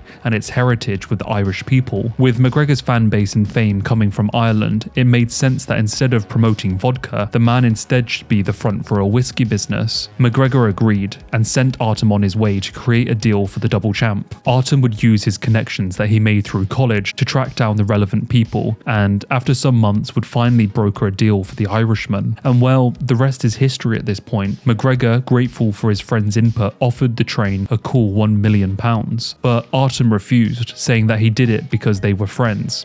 Oh, that's cute. Anyway, fast forward to Artem presumably being broke a couple of years later, and he would come out with the story that I've just told you, and that he would be suing McGregor for not handing over a little bit of cash for Artem's troubles. McGregor would not only respond by beating the case and getting Artem thrown out of court, but also some hilarious Twitter posts. Artem also claimed his side of the story would come out in full in his autobiography, which to this day hasn't seen the light, Attacking My Family. A previous entry on the old Iceberg was that of Anthony Smith's home invasion that saw a young man break and enter into Smith's family home during a psychotic episode. Smith fought with the intruder in a gruesome scene until cops arrived. It was widely covered by news outlets and serves as a black spot on Smith's life. When he talks of it, you can clearly tell that it's a very distressing event. I engaged him as fast as I could. You know, I got 3 daughters, I got a wife, I got a mother-in-law that I'm responsible for. Honestly, do as much damage as I could before I was going to succumb to whatever he had. Well, it's something that he carries with him even now. During his May 2023 matchup with Johnny Walker, Smith would say,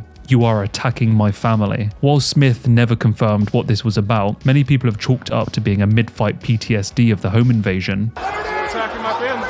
Now shots. Dick riding. Bellator has certainly had some strange ways of promoting their fights, but I don't think anything comes as strange or as weird as the time they decided to promote something using the term dick riding. Have a look for yourself. Dick riding.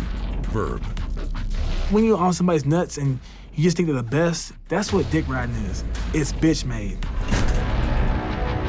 Renzo Gracie mugging. Renzo Gracie comes from the long and fabled lineage of the Gracies, founders of Brazilian Jiu-Jitsu. Renzo is a savage in his own right, multiple BJJ world champion, legend of pride, and a former UFC fighter. Perhaps it is his students that his legacy might be remembered for the most, from GSP to John Danaher to Chris Weidman. His entry on this list, though, is a story that stems from September of 2013. Renzo Out was trying to enjoy his evening walk in New York City when he would be assailed by two men who came out of the darkness looking to mug the jiu-jitsu and MMA star. Not only did Renzo start to beat the living hell out of them, he would live tweet the whole ordeal. When he gained the upper hand, the two men would sprint into the darkness from whence they came, but Renzo was having none of it, updating his followers all the way as he pursued them into the New York City shadows, eventually bringing them to some vigilante-style justice. Shamrock Hall of Fame controversy. There are few pioneers of this sport who have stood the test of time in terms of staying relevant, becoming bastions of that more ruthless and lawless time before commissions and unified rules. One such man was Frank Shamrock, hailing from the Lion's Den, a man who had started at the inception of the sport and had risen to the UFC's first light heavyweight champion back in 1997. Frank was one of the most sellable fighters. Not only did he look the part,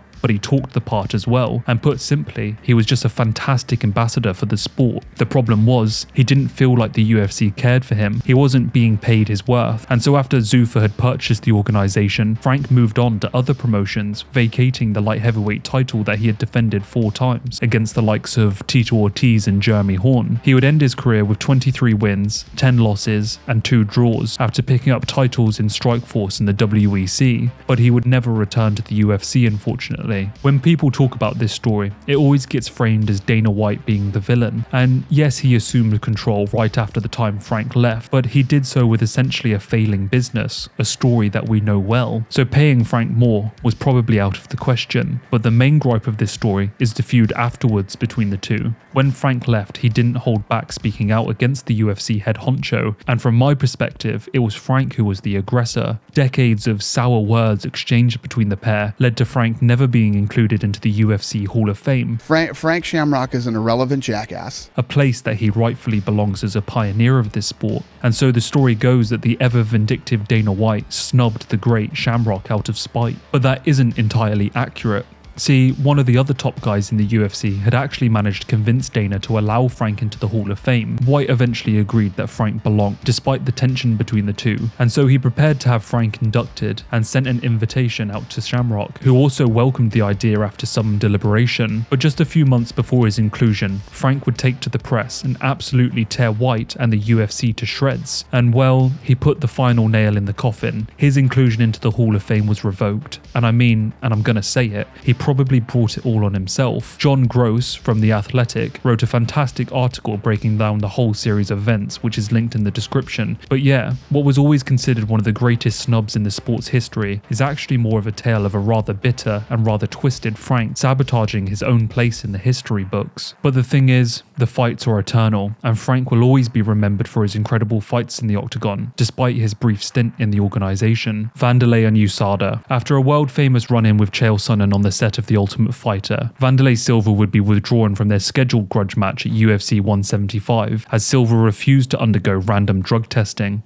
Not suspicious at all. The big drama, however, is that NSAC decided it would be their prerogative to hand down a lifetime ban to Silva from competing in the state, and the cherry on top of that was a $70,000 fine. This is all because Silva had outright refused to do a drugs test on the spot. However, Chael Sonnen would reveal that the circumstances weren't exactly fair to begin with. Nobody knew about random testing, nobody knew about USADA, nobody knew anything about this out of competition. So for Vanderlei to go, hey, I don't know who you are, you're not presenting ID, I don't fully understand you, that's fair. Yeah. And Vanderlei talked to him and said, you want me to sign a contract, get my attorney on the phone, show me what this thing says. You know, he's kind of going through and the way the story was told is that Vanderlei just turned and ran. Well, that wasn't true. He stood his ground and talked to this guy for a while. He said, get on the phone with an attorney, prove to me who you are. He did all of these things, and then finally said, look, I got to get to a press conference, I'm leaving. Got in his car and drove right to the MGM for the press conference. Now, I didn't have this backstory at the press conference, but that's what Vanderlei did. So when the story came out that he turned and bolted out the back, that's not true. He stood and talked to the guy. He tried to reason with him. Vanderlei's never told calmly his side of the story, and that's his side. And that makes a lot of sense. Even in today's standards, that makes sense. That didn't stop NSAC head honcho stating, when you run from a test, that's about the worst thing you can do. Although, in my opinion, the worst thing you can do is hide under the octagon. The lifetime ban still felt extremely unwarranted and caused outrage. The lifetime ban would ultimately be overturned the following year, but by that point, Silva was already knee-deep in his fixing fight drama with the UFC, which I explained earlier. Mayhem Miller. Born to military parents, Mayhem Miller had an unconventional start to life that would fuel his even more unconventional rise to MMA fame. His look and antics are what set him apart from his peers. He would fight in every major organization, from the UFC to Strikeforce to the WEC and Dream, but perhaps what he became most well known for was being the host of the Bully Beatdown show that was on MTV, a show in which he would hunt down bullies and offer them the opportunity to face him for a chance to win $10,000. The show ran from 2009 to 2012 and lives in the heart of a lot of people, but Miller's time in the spotlight would slowly fade, and the strange and rather outlandish bursts that had made him famous would begin to spiral out of control into the more criminal, meaning that for every single year since 2011, the man had been arrested.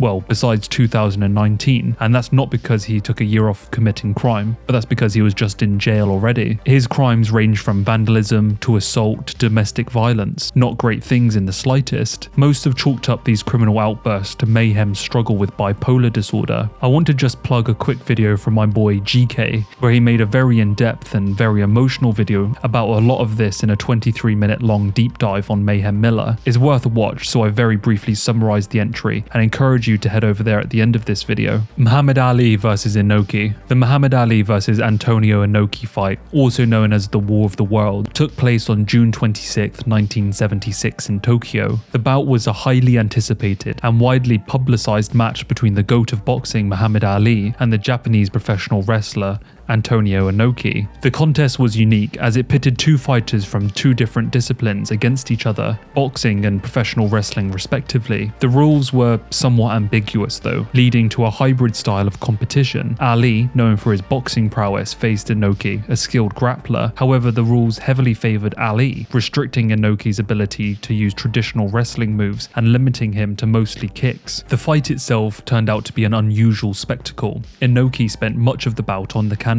employing a strategy of leg sweeps and low kicks to keep Ali at distance. Ali, in turn, struggled to engage Inoki due to the unorthodox nature of the match. Fans expected a clash of styles, but the restrictive rules led to a contest that did not showcase the best of either fighter's abilities. Furthermore, the inconclusive ending, the fight being declared a draw, left both sides dissatisfied. Ali suffered leg injuries from Inoki's kicks, and the match raised questions about the legitimacy of such mixed rules contests, meaning that we wouldn't see the rise of MMA for much longer than probably should have happened.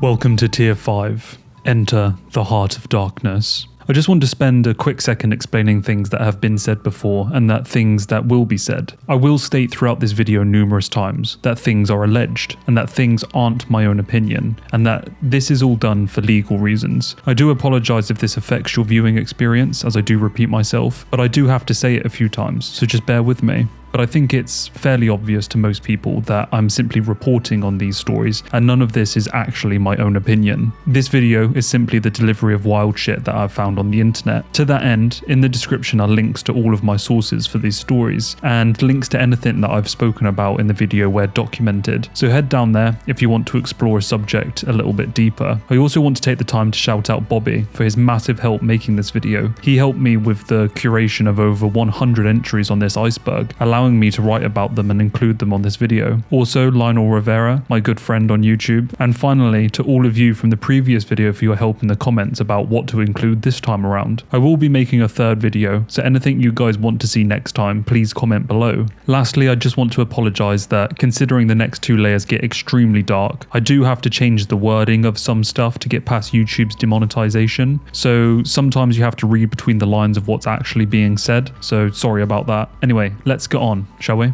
The Immortal. Matt Brown is a bona fide legend of the UFC, entering the promotion early on back in 2008, before the sport had really hit the mainstream. But have you ever wondered where the legend got his nickname from? Well, it all starts with a fear of needles. Brown didn't have the greatest family life and found himself being different in some ways to his peers. School and life came easy to him. He didn't have to try hard at anything to excel, and because of his natural talent to pull ahead, things were just kind of boring and didn't challenge him. This kind of mentality would lead to him doing some experiments of the socially unacceptable. But as these experiments grew in their severity, a friend would convince him to do something a little stronger. Matt was scared of needles, however, and it's something that you would have hoped would have stopped him from, doing this thing. But his friend was persistent, and before you know it, he had a life-threatening overdose. After being, as he called it, clinically dead for over a minute, he managed to return to this mortal realm, and rather fittingly, his friends would dub him the Immortal Matt Brown. This experience made Matt feel like he could conquer anything, and the rest of his story would play out in a way for all of us to enjoy, under the glittering lights of the stadium, locked inside of the octagon. KO after KO, fight of the night after fight of the night. Matt carved out his own piece of the history books, all the while that nickname following his legacy of bloodshed. Cyril Gane Dick Hits. Cyril Gane paved his way to heavyweight championship title contention with his extremely fast and athletic style. He moved like no heavyweight that we had ever seen, and used that ability to great effect, destroying all those who stood in his way during his ascension up the rankings. But his nemesis in this story is the rather terrifying, previously discussed lineal heavyweight champ Francis Ngannou. In their matchup, Ngannou would surprisingly pin the Frenchman on his arse and proceed to dominate the fight. Cyril, not content to simply roll over and accept his first loss, he pulled out a secret move. See, USADA have their own system of eliminating cheaters, but where the hell is USAGA? That's United States Genital Detention Agency.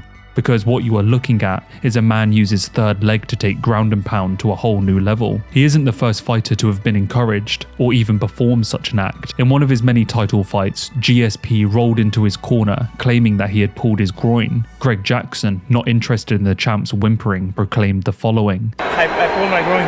I don't care. I don't care, George. This is where champions are made. You understand me? Yeah. Nothing matters now. Hit him with your groin. You got my mentality? Sage advice, one would say. And finally, what about that time offensive groin strikes were at long last utilised in this brutal and wonderful game? That's right, heavyweight Dontel Mays would land significant strikes from the north-south position in a glorious display of creativity. Herb Dean, unaroused by the situation, would break up the action. Manager corruption. Every fighter on the UFC is represented by a manager or agency. Some managers or agencies have over 300 UFC athletes on their roster. The managers at the top haven't changed in a very long time. You know some of them because that's how prominent they are. Perhaps not by name, but certainly by face you have, from Ali Abdelaziz to Malki Kawa. But in a recent video released by MMAI, he claims that there is a certain level of corruption eating away at not only the UFC, but MMA as a whole. And it all starts with Jason House, the head honcho of Iridium, who manages such fighters as Brandon Moreno and Korean Zombie. He built his huge roster of over 300 fighters by not only being apparently great at his job, but also being in the good graces of the UFC top dogs, most noticeably the acclaimed Sean Shelby, the matchmaker of the divisions 170 and below. Iridium grew this staggering number of UFC fighters through Dana White's Contender Series. This was something that intrigued MMAI and his data analyst background, so he did the rather tedious and rather grueling task of labeling every single fighter who had passed through Dana White's Contender Series and whether they had been managed by Iridium at the time or not. And well, the numbers speak for themselves. Jason House was involved in getting a fighter onto Dana White's Contender Series, working alongside Sean Shelby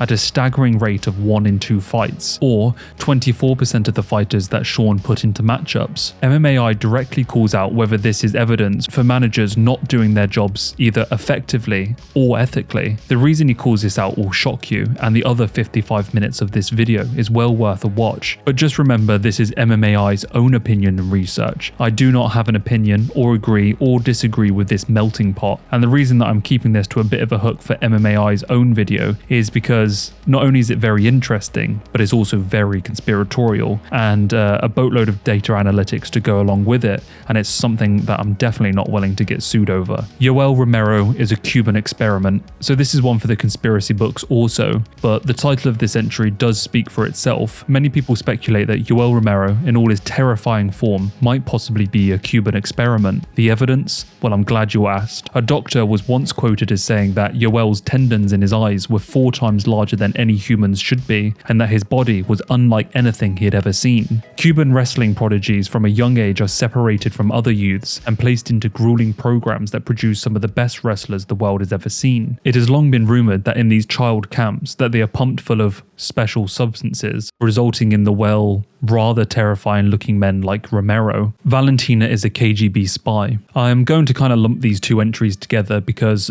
they are somewhat outlandish in nature, but the theory goes that Valentina, a woman highly trained not only in martial arts but marksmanship as well as knowing multiple languages and being the vessel for many simps to live their twisted fantasies, is that amongst all of this, she is in fact a KGB spy sent from Russia to infiltrate the Western world. Only problem with this theory, despite Patrick Gavier's best attempts to sell it, is that Kyrgyzstan declared independence from the USSR long ago. But perhaps, as the theory goes, just maybe, Valentina is a spy or a former agent of the government. It's up for you to decide. Fight story. Angela Lee made her debut in 2015 with a slick armbar, and from there her career would be utter domination. Along the way, she would claim the inaugural 1 atomweight world championship and defended her title twice in 2017. But toward the end of the year, she would have one of her title fights scrapped after she had fallen asleep at the wheel of her car, crashing off the side of the road. She walked away with minor injuries and a concussion, and came back in 2018, where she would defend her title one more time. After this, in 2019, she would move up and attempt double championship status by taking on Zhong Jingnan for the strawweight title, but ultimately falling short. She would ultimately move back down to atomweight in the same year, defending her title a following 2 times in the years to come, most notably against Stamp Fairtex. Angela Lee is a part of a wider family of successful martial artists. Born to MMA practitioner parents who had their own gym, all of Angela Lee's siblings began training at a very early age. Angela would have great success in her own right. Her brother, Christian Lee, would also join one championship, becoming a double champion at lightweight and welterweight respectively. And finally, their youngest sister, Victoria, would also become a 1 championship fighter. In fact, she is the youngest ever fighter to join the organization at just 16.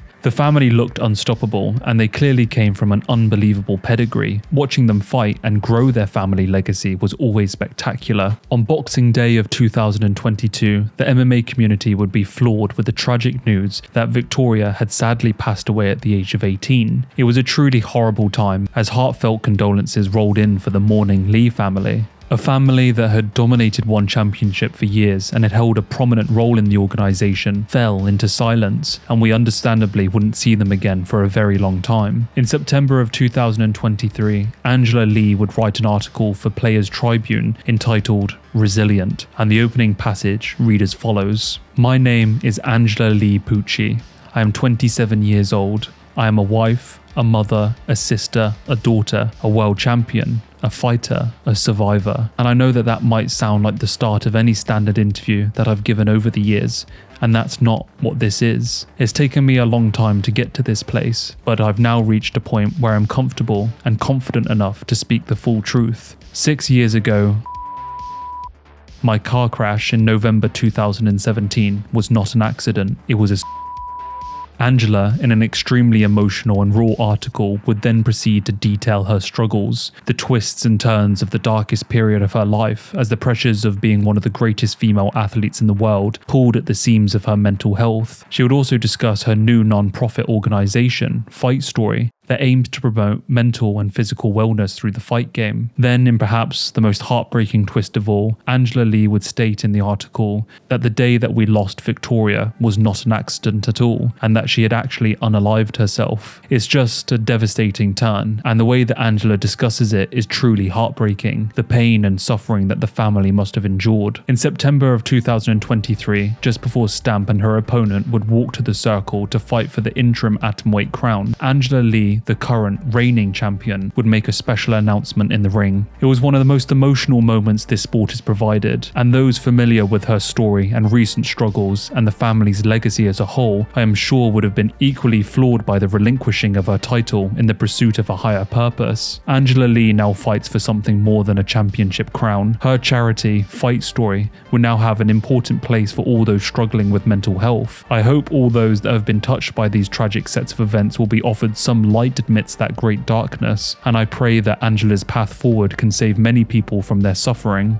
Angela Lee's career is actually the topic of my next video, and I look forward to covering it in great detail. Fight Story, Angela's amazing non-profit, is linked in the description below if you would like to donate to her amazing cause. Alexander Emelianenko. When it comes to the debate of who the GOAT of MMA is, there is often just a handful who compete for the widely debated crown. From Chael Sonnen to John Jones to GSP, amongst these names is that of Fedor Emelianenko. For newcomers of the sport post-McGregor era, he might serve as a faint whisper in the shadows of MMA lore, but for those who know this game well, they hold Fedor in extremely high regard. But the spot on this iceberg list is reserved for his brother, a man more well known in the MMA world for his rather different lifestyle. Alexander Emelianenko was also an MMA fighter, competing in such promotions as Pride and M1, but not attaining the same lofty heights as his esteemed brother. In May of 2014, Emelianenko faced accusations of assault and essaying his former housekeeper and subsequently stealing her passport in order to keep her prisoner. Despite the charges, Emelianenko maintained his innocence and asserted that the encounter was consensual. On May 19, 2015, he was convicted of SA and received a 4.5-year prison term, along with a $1,000 fine. After serving just a year and a half, Emelianenko was granted parole in October of 2016 and subsequently made a return to MMA competition in 2017. Alexander has also been associated with Chechen dictator Kadyrov, a man who his brother Fedor has spoken out against, and in retaliation to Fedor's words, his daughter would be physically assaulted, creating more tension between the brothers. In 2019, after promising to be a law-abiding citizen, Alexander would crash his gold-covered Mercedes under the influence. Fedor would close the relationship with his estranged brother, sealed with the following statement: "For me, today, Alexander is dead. He is disappearing, but I pray that he will come back to life and be found. Let him first apologize to those whom he essayed, insulted, offended, and cheated on money. Help Alexander? Do you know how old he is? Do you know for how long I have attempted to help him? For a long time now. Now the best help is not to help him." Caden Cormier. Daniel Cormier will go down in the history books as one of the greatest mixed martial artists of all time, the second ever simultaneous double champ, and now he's enjoying a fruitful career as an analyst on the commentary team for the majority of UFC events. Cormier's ascension to MMA greatness, though, has a rather sad and devastating background. I called the highway patrol. They told me that there was an accident on the highway and that 3 people were injured, but there was only one fatality, and it was her. Just some guy being irresponsible, not paying attention. The baby's strapped in exactly as she's supposed to be. The guy bangs into the back of the car. She died at the scene. We buried Caden in Killeen, Texas. I just remember her casket being so small. So small. I just remember her in the casket and just not understanding why stuff like that keeps happening. It is a little well-known part of Cormier's history, a man who has had his fair share of tragedy during his life. But as fight fans, I'm sure we're all glad that he was able to honor the name of his daughter by becoming one of the best athletes this sport has ever known.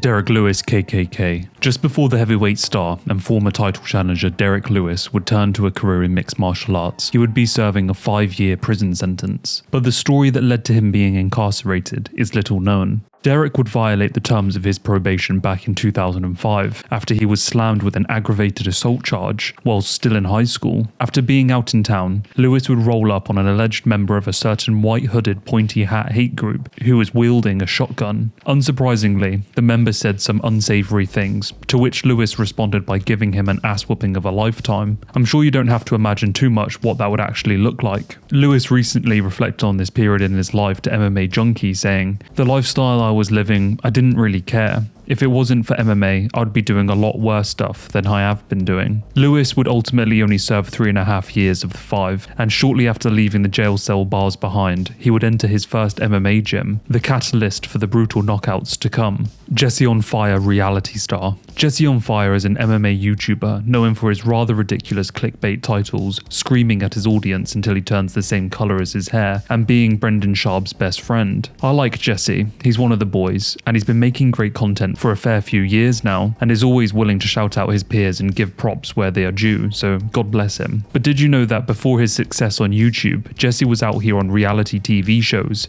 Yes, plural, shows. Jesse would first hit the big screens in the reality TV show Hitched or Ditched, in which Jesse would end up marrying his lady. Surprisingly, and despite what most people think about these TV shows, they are happily married 15 years later, with children. Then secondly, Jesse would, from what I can assume, try to get another show off the ground that would follow him and his company Major League Fantasy, trying to make it in the industry. Whilst I would like to sit here and rip him for such a, well, self-indulgent thing, the episode is actually pretty eye-opening, and you have to give it to Jesse that he's on that grind. But you wouldn't see me dead on a reality TV show. I don't get it. I especially wouldn't pay to get one made about me, which is what looks like is happening in this episode. Anyway, they're linked in the description if you want to check them out, and like I say, that one that he made himself is actually pretty good. Anyway, if you haven't checked out Jesse on Fire's YouTube channel already, he does have some close connections in the MMA space and does frequently drop news that has yet to hit the press. Phil Baroni. Phil Baroni was offered a permanent spot in the UFC after amassing an undefeated 3-0 middleweight streak back at the turn of the millennia, but unfortunately would stumble in his debut to Matt Lindland. Whilst he would find some success, he would ultimately be booted from the organisation after going 3-5. His career after that would be back and forth, fighting in organisations such as One, Pride and Strikeforce. Well, at the start of last year, Phil's legacy would take a turn for the worse. At the age of 46, Baroni would be arrested in Mexico after beating his girlfriend to death during a heated argument in a San Pancho hotel. The incident reportedly occurred when Baroni, under the influence, threw his girlfriend into the shower in a fit of rage, resulting in a fatal head injury. According to Baroni, the argument escalated after his girlfriend confessed to cheating on him. After throwing her into the shower, Baroni claimed she slipped, hitting her head again when she fell. Despite assisting her onto the bed, allegedly she remained unresponsive. Baroni told authorities he covered her with a sheet, and when she failed to wake up, he sought help from the police. When officers arrived, they found her naked on the bed, displaying multiple signs of beatings and no vital signs. She would ultimately pass away,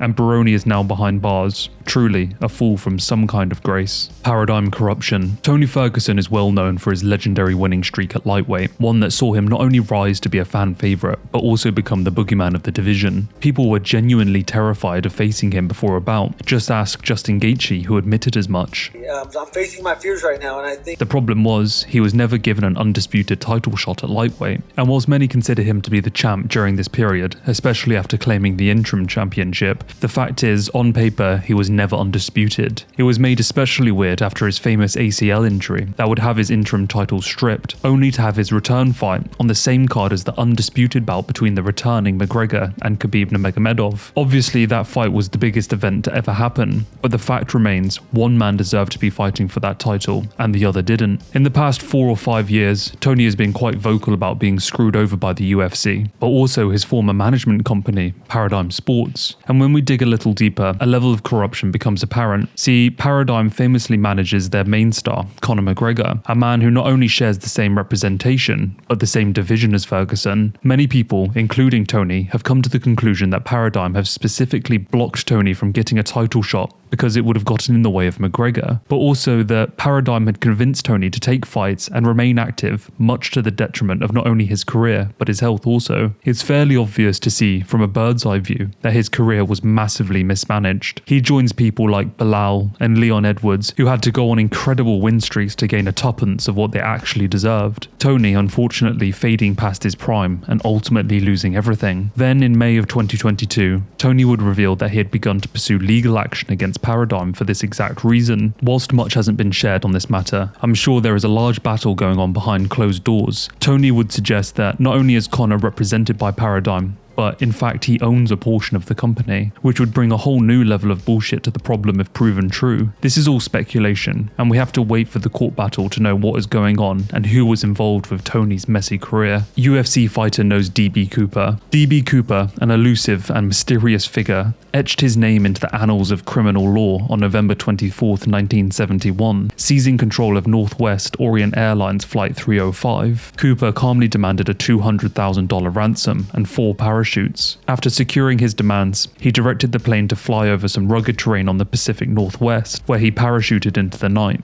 disappearing without a trace. The audacity of his mid-air heist and the calculated precision of his actions left investigators and the public alike bewildered. Despite an exhaustive manhunt and a series of investigations spanning decades, the true identity and fate of DB Cooper remains elusive. The mysterious hijacker's escape into the dense forest of Washington state has spawned numerous theories, ranging from his successful disappearance to an unsuccessful landing leading to his demise. The absence of conclusive evidence has only fueled the legend of DB Cooper, with books, documentaries, and amateur sleuths attempting to decipher the truth behind one of the most daring unsolved crimes in American history. Well, that was until a certain loudmouth American gangster opened his mouth. That's right, it's time for another one of Chael Sonnen's tall tales. I'll let Chael explain how he knows who DB Cooper is. I got the whole story. They don't know who he is. I didn't know I sounded weird. I just know who DB Cooper is. I grew up in Oregon. He left from the Portland airport.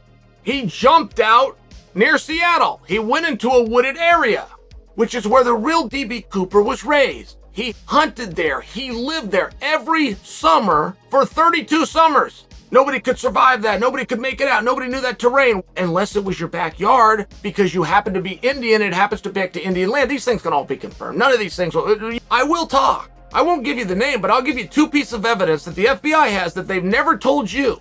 And I'm waiting for you to ask me politely, and perhaps, absent of the name, I will tell you. So it's up to you if you believe the man with the greatest charms and the biggest arms, but to me, this certainly stinks of fabrication. Judoka not invited. As was previously discussed in the first part of this iceberg, UFC 1 served as an infomercial of sorts for the Gracie Jiu-Jitsu system. Royce Gracie winning that tournament would send viewers of the pay-per-view or the subsequent VHS tapes scrambling to their closest grappling school to learn this crazy martial art that could seemingly beat guys 3 times the size as yourself. Well, many have come to believe that because this idea of it essentially being an advert for BJJ, that when they were getting the participants of the tournament together, they specifically left out judoka practitioners, because not only would they somewhat be aware of the techniques involved due to the sports sharing some similarities, but also that the judoka practitioners would more than likely be extremely hard to take down. And well, if you're going to buy into the conspiracy that UFC was indeed an infomercial, then I think it follows quite nicely that the Gracies purposely avoided allowing judoka practitioners to enter the tournament. Khalil Roundtree's dad, Khalil Roundtree Jr., certainly has a fan favourite style, and his journey from a 300-pound mess of Dr. Pepsi and fast food to a chiseled wrecking ball is most definitely inspirational. But did you know that his father was a famous band tour manager that was murdered? Roderick Khalil Roundtree, aged 36, was shot and killed in May of 1992 during a struggle with 3 men at an elevator at the Guest Quarters Suites Hotel in the posh neighbourhood Streeterville, where Roderick and the band that he managed was staying. Roundtree and an assistant were confronted by 3 men at an elevator and were shot. Roundtree was hit numerous times and killed. The assistant was wounded in the knee and managed to make a full recovery.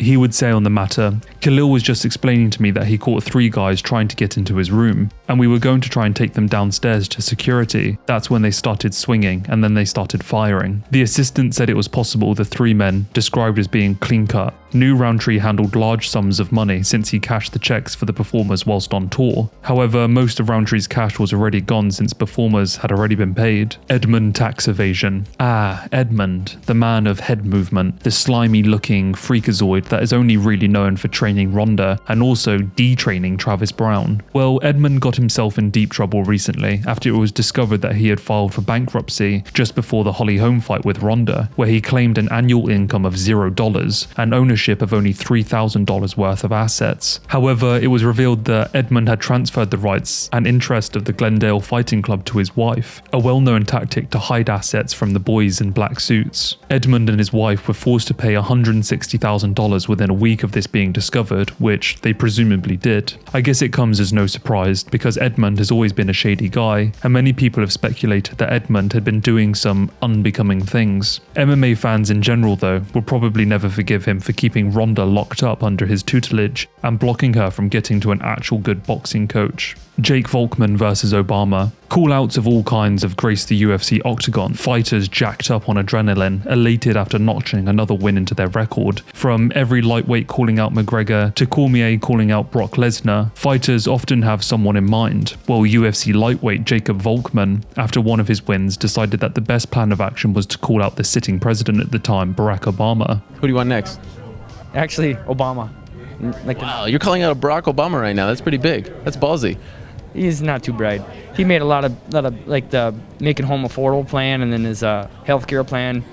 Someone's got to knock some sense into that idiot. Well, I don't think Volkman was expecting what would happen next. This is a transcript from an interview Volkman had a couple weeks later. It happened on Tuesday. I was coaching youth practice, and then two guys came up, and one of the other coaches that was helping me out, and they said that there was a cop and another guy out there waiting for me. I went out there, and this guy introduced himself and said that he was from the Secret Service, and he wanted to ask me some questions about UFC 125, and my quote, he said that there were people calling into DC, telling them that somebody, me, was threatening the president. So it turns out that Volkman's threat against the president did not go unnoticed, and that people genuinely called to report Volkman for calling the president out. This caused the Secret Service to actually formally interview the young fighter.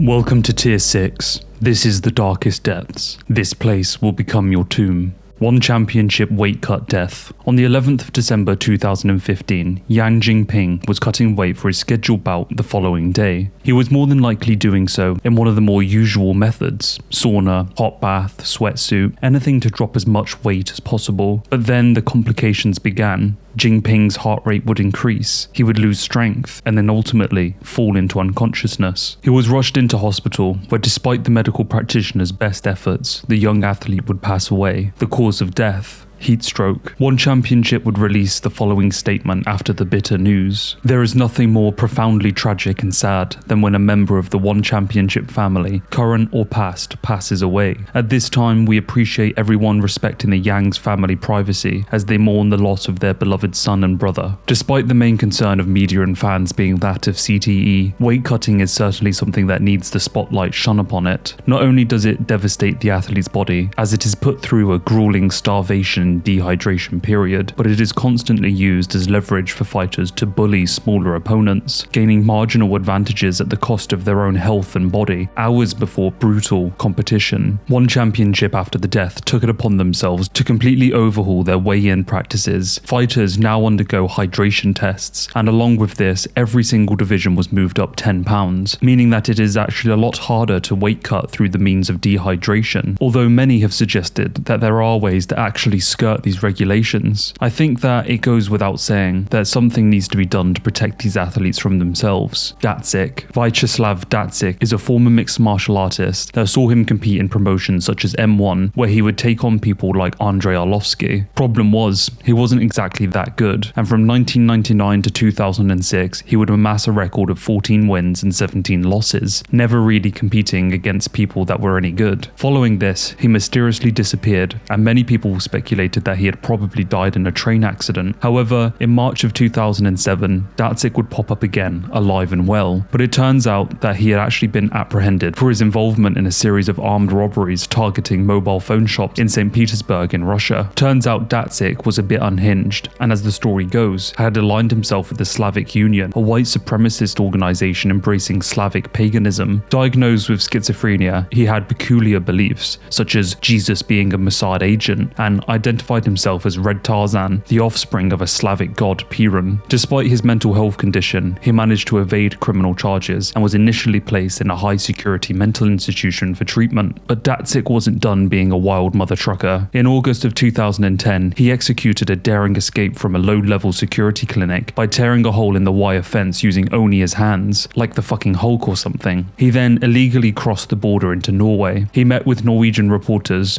donned in swastikas and declaring declaring himself a white warrior. He, as I'm sure you can imagine, was swiftly arrested. Datsyuk would claim to have been subjected to torture by Russian authorities, detailing the use of electrodes on his manhood and 8 months of confinement in an iron cage whilst naked and handcuffed. Truly horrific stuff. After some time in Norway, he was deported back to a prison in Russia in 2011, where after a further 5 years of jail, he was ultimately released, serving 9 years in total. Since his release from jail, Datsyuk has gone on to have a lengthy boxing career, even fighting fellow criminal Alexander Emelianenko. His last boxing fight was in March of 2023. Dana White is Amanda Nunes' donor. Well, it wouldn't be a tier 6 entry if something absolutely insane was about to be suggested, and I want to state that there is zero evidence for this being true, but it has now been rumoured that Amanda Nunes' and her wife's children are actually the product of Dana White's donation. People think that this is the case because of how close they are. Frankly, I think this is genuinely insane, but that doesn't stop the theory circulating, and I had to include it in this iceberg for being one of the more creative things I've ever heard. Sarah McMahon. Sarah McMahon is a long-time American UFC bantamweight contender, most notably fighting early in her career against Ronda Rousey. Her career afterwards has been back and forth. In 2022, she was released from the promotion, choosing to sign with Bellator instead. Sarah is also an esteemed wrestler, winning gold in the World Championships and silver at the 2004 Olympics. Despite her fantastic career in the world of combat sports, her life outside of the bright lights has been extremely dramatic. In 1999, her 21-year-old brother was beaten unconscious, kidnapped, and taken to a secluded location where the kidnapper would attempt to execute him, but the gun jammed, so the kidnapper proceeded to kill him with the butt of the weapon. The perpetrator would eventually be found and convicted 5 years later, but this came just a month after Sarah's life had been affected by tragedy once more. Whilst driving her Jeep in July of 2004, along with her fiancé and a friend, she would swerve off the road, ejecting her fiancé and killing him instantly. Sarah would break her arm, but survive. Sarah would be convicted of careless driving, but the loss of her loved one would be something that she would carry with her for the rest of her life. She hasn't really spoken about these things publicly, so it's hard to go into more detail, but it's often strange to remember that these athletes, who we have watched throughout their incredible career, often hold such dark pasts. Her pain of losing 2 people very close to her is unimaginable. The Shannon Ross conspiracy. Shannon Ross was 13-5 before getting a shot on the Dana White's Contender Series. He would go up against Vinicius Salvador, a 13-4 fellow flyweight contender. In the fight, Shannon Ross would be knocked out in the second round, leaving his opponent to earn the coveted contract into the UFC. But just 4 months later, Shannon Ross, the man who had been knocked out, would be making his own way to the octagon despite the losing effort, spitting in the face of others who have been denied entry after even winning performances on the Contender Series. I'm looking at you, Brandon Lockmain. Much like the Contender Series, Shannon Ross would be knocked out again. Well, no worries, because how about he gets another shot? That's right, Ross would be back 5 months later to fight once more, but in a shock to no one, he would get absolutely flatlined by a kid who never knocks anyone out. But no dramas, 4 times a charm, Ross would be back again once more 5 months later, primed and ready to get knocked out once more, which of course actually happened. So what in the actual fuck is going on here? How the hell is the guy who got knocked out in the Contender Series in the UFC? And not only that, he's here after literally 4 knockouts in a row. Well, whilst there is no factual evidence to this, and this is all just speculation, it was later revealed that for his fight on the Contender Series, Ross had fought with appendicitis, something that the doctors did not pick up in the pre-fight medical, and is something that could have actually been fatal in the fight. Shaking and convulsing in my hotel room, my coach said, "This isn't hunger, this is something else." We got down to the hospital and they CT scanned my stomach, and yeah, they said, "You've got a ruptured appendix, mate, and we got to go in for surgery." The conspiracy goes that Dana and the UFC just offered him a contract to keep his mouth shut. To be honest, that sounds like a long shot, but such is the rumor mill of Sherdog forums. Perhaps Dana just needs a carcass to build up some highlights for his up-and-comers, or perhaps Dana just felt bad that he had not fought his best on the Contender Series and wanted to give him another chance. Well, who knows? But what I can say for sure is Shannon Ross needs to get the hell out of the UFC. Benson Henderson audition tapes. Back in 2009, Dana White decided it was finally time to push overseas, particularly the United Kingdom, not only to grow the company, but to find new and exciting talents to push. Well, what better way to do this than season 9 of The Ultimate Fighter, which would see everyone's favourite loudmouth Michael Bisping coach alongside Dan Henderson, the premise being that the USA and the United Kingdom would face off. Well, what if I told you that it has been theorised that Dana White and the UFC purposely barred better American competition from entering in order to allow the United United Kingdom fighters to easily make it to the finals and subsequently win the show, presumably to hype up this new British talent with a false pretense. Well, all you have to do is look at the facts. 3 of the 4 finalists were British, and it was fairly obvious that the British talent, despite coming from a tiny ass island, far outshone the USA that has 100 times the amount of talent to choose from. Well, then the rumours started flying around. Firstly, a Benson Henderson audition tape for the show was leaked, and Tyron Woodley had also come forward and said that he had submitted an audition tape for the season as well. These future champions would have more than likely outshone the British counterpart and probably won the show, which is why the conspiracy of the UFC making the competition easier for the UK fighters has been lurking in the shadows of the corners of Reddit for a long time. UFC PR attack. It is no surprise that companies will do just about anything to claw their way to the top of their particular industry, and at this point in time,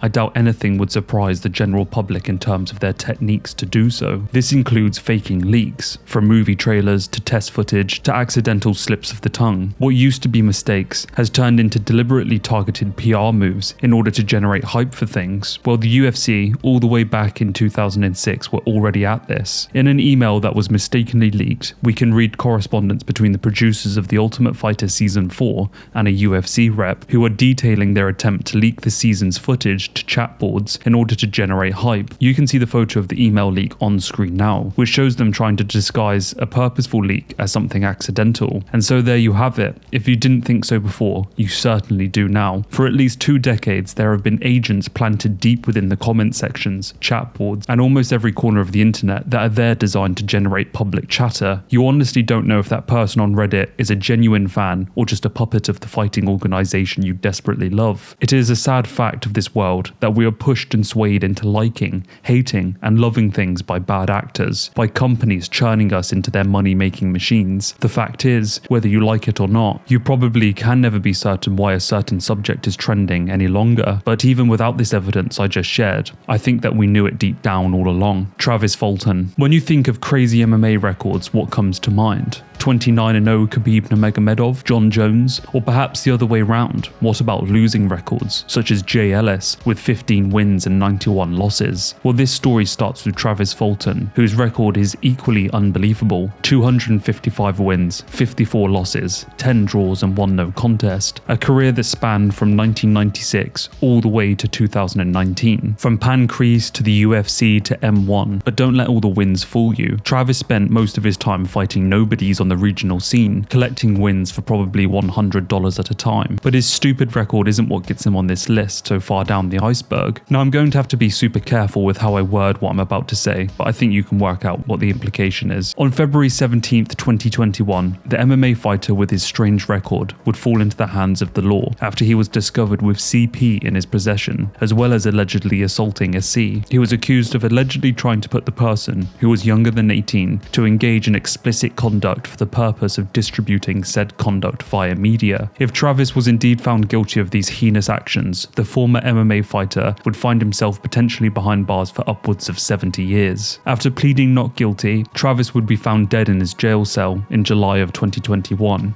He had unalived himself. Travis joins people like Joe Sun from the previous Iceberg video as one of the most disgusting human beings on this planet. Terry Etim. When you think of one of the greatest knockouts of all time, what comes to mind? Jorge Masvidal's spectacular knockout of Ben Askren? Francis Ngannou sending Alistair to the Shadow Realm? Well, for me, it is often Terry Etim being sentenced to death courtesy of a spinning wheel kick from Edson Barboza. Everything about it was perfect, from Joe Rogan calling it before it happened to the absolutely majestic execution of the kick itself. But whatever happened to Terry Etim? Well, his story isn't so great. After being knocked out, the UFC veteran would fight only twice more, another loss followed by a win over in Bellator. He would, however, injure his ACL during this time and unfortunately cut his young career extremely short. Well, in 2017, just 4 years after his fighting career had ended, Terry Etim would have a psychological breakdown which resulted in him running into oncoming traffic in Liverpool. He would attempt to dive in front of at least 4 vehicles, of which 3 were single-decker buses. Whilst he would eventually be restrained by police, Terry was seriously injured during the incident and took a very long time to recover. We haven't heard from him much since this ordeal, but it is believed that a lot of Terry's downward spiral can be linked to alleged CTE. Although this can never be proven, it does unfortunately make a lot of sense. That, along with having a career snatched away due to injury is enough to haunt anyone. I hope Terry's doing alright. Fertitta's money laundering. This entry on this list is the reading and summary of an article posted by a user of the name Dogwood. All opinions and suggestions are his and his alone. I am simply reading his thoughts, so don't sue me, Mr. Fertitta. So the poster starts with a picture of Dana White, nestled amongst some men. They are members of the Fertitta family and members of the Sartini family. The user then posts a series of backtracing family members that link the Fertittas to renowned casino owners and high-profile Italian families such as the Massio family. And so the post continues to read as follows. The Fertitta family and the Massio family considered each other kin because of the marriage between Joseph Francis Fertitta and Sam's sister, Olivia Massio. The Fertittas became involved in the Massio business due to this relationship. Frank Fertitta II, Frank and Lorenzo's father, was founder and former chairman of Station Casinos. Federal investigations linked him to a mob money skimming operation in 1985 when he was caught on an FBI wiretap stating so, though he was never charged or sanctioned. Missouri gaming officials in 1992 refused to issue a gambling permit to Station unless the company guaranteed Fertitta would have no part in its management, according to published records, that is. This is when Frank III of UFC fame took over the business reins from his father. Both Frank III and Lorenzo were working for the family business during the time that their father was caught on FBI wiretaps. The FBI wiretap transcripts were released to the media. This caused a lot of controversy in Las Vegas, and the media there reported closely on it. It was well known by longtime Las Vegas residents that the Fertitta family was involved in organized crime. It would have been hard to keep this away from the students at Bishop Gorman High School where the Fertitta brothers attended and met Dana White. There is little chance that this wasn't public knowledge there too. So obviously the poster Dogwood is making a lot of assumptions about who and who doesn't consider themselves family and what these particular families were caught up in. But if you are interested in reading this massive deep dive beyond what is implied here, then go ahead and the link is in the description. The post is pretty massive and really just backs up what he is trying to allege here. I can't really continue reading it because it does get extremely defamatory, but what the poster is implying is that the brothers who own Zuffa and ultimately the UFC were in fact just continuing the legacy of their father by allegedly laundering money for the mafia through Zuffa. Despite the accusations of the Fertitta brothers being money launderers for the mafia, the creator of the thread does end by copying in a comment post, which actually made a bit more of a reasonable angle, and that reads as follows. There could be endless debate on the subject of whether the Zuffa owning Fertitta sons could possibly be made men, even despite all the oversight and regulation involved in the gaming industry. So is it conceivable Frank III and Lorenzo Fertitta might still be doing the bidding of some kind of ruthless folks their father worked for when he made his initial inroads in Las Vegas?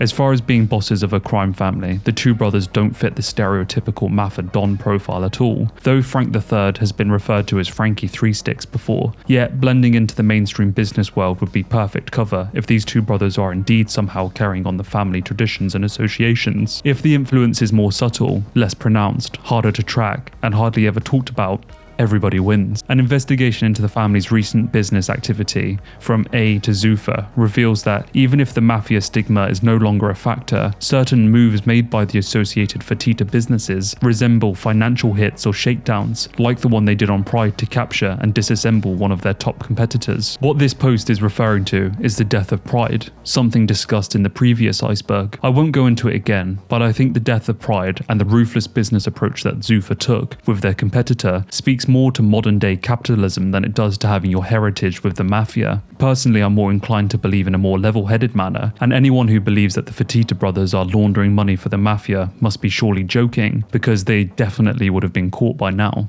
Nick Diaz was poisoned. Continuing from a previous entry on the last Iceberg, where a conspiracy suggests that GSP had in fact missed weight at his scheduled fight with Nick Diaz back at UFC 158 in 2013. Nick Diaz would continue the strange set of circumstances by later suggesting that he had been poisoned during the weight cut by GSP. He has periodically brought this up in the years since the bout, most recently in 2018 during an interview with TMZ. Poison my IV with some kind of weird ass drug. I never slept more than 5 hours. In it. I had 37 fights, 35 over 17 years. I never slept more than 5 or 6 hours a night. You have a fight tomorrow. I slept 14 hours. I'm like, what'd you put in my IV, dude? So I never had nothing but clear IV. I don't care. And he has something wrong with his wraps. I know that they didn't test us because they was filling up all our piss inside little film containers. I was like, I would have tested for weed that time, if any. All the other time was accusations. GSP has actually addressed the rumors on the JRE podcast. We tried to poison. I was so scared of fighting Nick Diaz, so we poisoned his IV. But he survived. So I was even more terrified, you know. So all the athletic commission was on my payroll, so they tricked away and then I made it. And it went through, so I was even more terrified.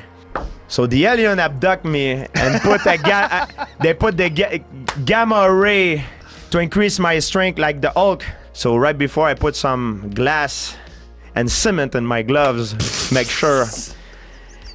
And still I had a crazy hard fight, you know, so I gotta confess with Nick Mao, but it's completely insane. And you know what? I am just going to say it. The Diaz brothers are actually the worst when it comes to losing their fights. They are always full of excuses and trying to gain little wins here and there. When they lose, they can be so cringy it makes me question why I like them so much. Team Lloyd Irving. Lloyd Irving was an MMA practitioner and black belt in jiu-jitsu, most known for his world championship producing team, Team Lloyd Irving, dubbed the Medal Chasers, as all his students were simply the best at their craft, and they were the first non-Brazilian team to take a team world title. Members of this team were paid, housed, and fed. They trained and traveled the world at no expense of their own, all in the pursuit of medals and world titles. They were simply the best of the best, with one collective goal in mind: domination. They all lived in the same dorm type building and trained in the gym attached, which does sound quite strange, and well, here we go. In 2013, Bloody Elbow would begin an investigation into why members of Team Lloyd Irving were leaving the team. Why would athletes leave a place that provided a home, food, and all expenses, and seemingly one of the greatest coaches of this generation? Well, what author Brent Brookhouse uncovered was truly disturbing. He managed to get a statement from one of the former students, and it reads as follows. Recently, a fellow member came to me, and she was burdened and confused. She sought me out as a confidant, a person she could trust. She had been battling with the situation morally inside of her head. She explained the details of secret, unsolicited, special physical interactions she had with her martial arts instructor and employer. She started with the question, "Are you supposed to do anything to be a world champion?" I replied, "Yes, there are sacrifices you have to make to become a world champion, and you are going to have to do some things that other people won't want to do to become world champion." She began to cry as she explained. She said that when she joined the team, she was given a set of rules. She was told exactly how she should act. Everyone on the team follows the principle of the android. An android does what they're commanded to do with no question and no hesitation. Whatever the programmer says, the android does. According to the martial arts instructor, this correlates to martial arts. If the coach gives a command and the athlete hesitates or questions for a moment, it can cost them the match. That is the importance of being an android. She told me whilst crying that her instructor would both ask and instruct her to do inappropriate things with him, reaffirming his instructions with things like, "I thought you said you wanted to be a world champion, and you said you would do anything I tell you to do without hesitation." He would make her repeat to him over and over that she loved him like a script. If she ever hesitated or questioned, he would call her a liar and say that she didn't really want to become a world champion and she wasn't serious about her goals. This activity went on for a couple of months, and then he asked her if she would give herself to him fully and if she would take the next step to have a full relationship with him physically. That's when she broke down and came to me. She was so wrapped up and confused about the tests and hazing, she came to me for guidance, and I am happy she did, so that I could protect her. I think, but I cannot confirm, that there are other victims on the team. I would see the instructor sleeping in the same hotel room, in the same bed as other female teammates at tournaments. Multiple teammates have also been called to his room to give him massages alone together, which I always thought was a little inappropriate considering he is their martial arts instructor. After this statement was released, 2 members of the coaching team were arrested for SA, and many more senior members of the team left, citing the cult-like atmosphere of the squad. Lloyd Irving disbanded the team shortly after. Lloyd was never charged with any wrongdoing. Truly, this whole situation is a fucking weird thing to begin with, especially all of the android stuff. Whilst there are a few details that I've had to leave out and change the wording of things for the nature of YouTube, I'm sure you can understand, but this whole thing is an absolute mess. Bilal Muhammad. So here we are, the last entry on this iceberg. You've spent the last couple of hours, and here is the bottom of the iceberg. After some intense research, and quite literally over 60 pages and 30,000 words of writing, no entry on this list was able to stump me. Nothing was ever able to leave me coming up empty-handed. That was until this last entry. Despite travelling to the dark archives of Minas Tirith and researching under dim candlelight, it has become clear to me, nothing will ever be able to answer the question, who the fuck is Bilal Muhammad? You are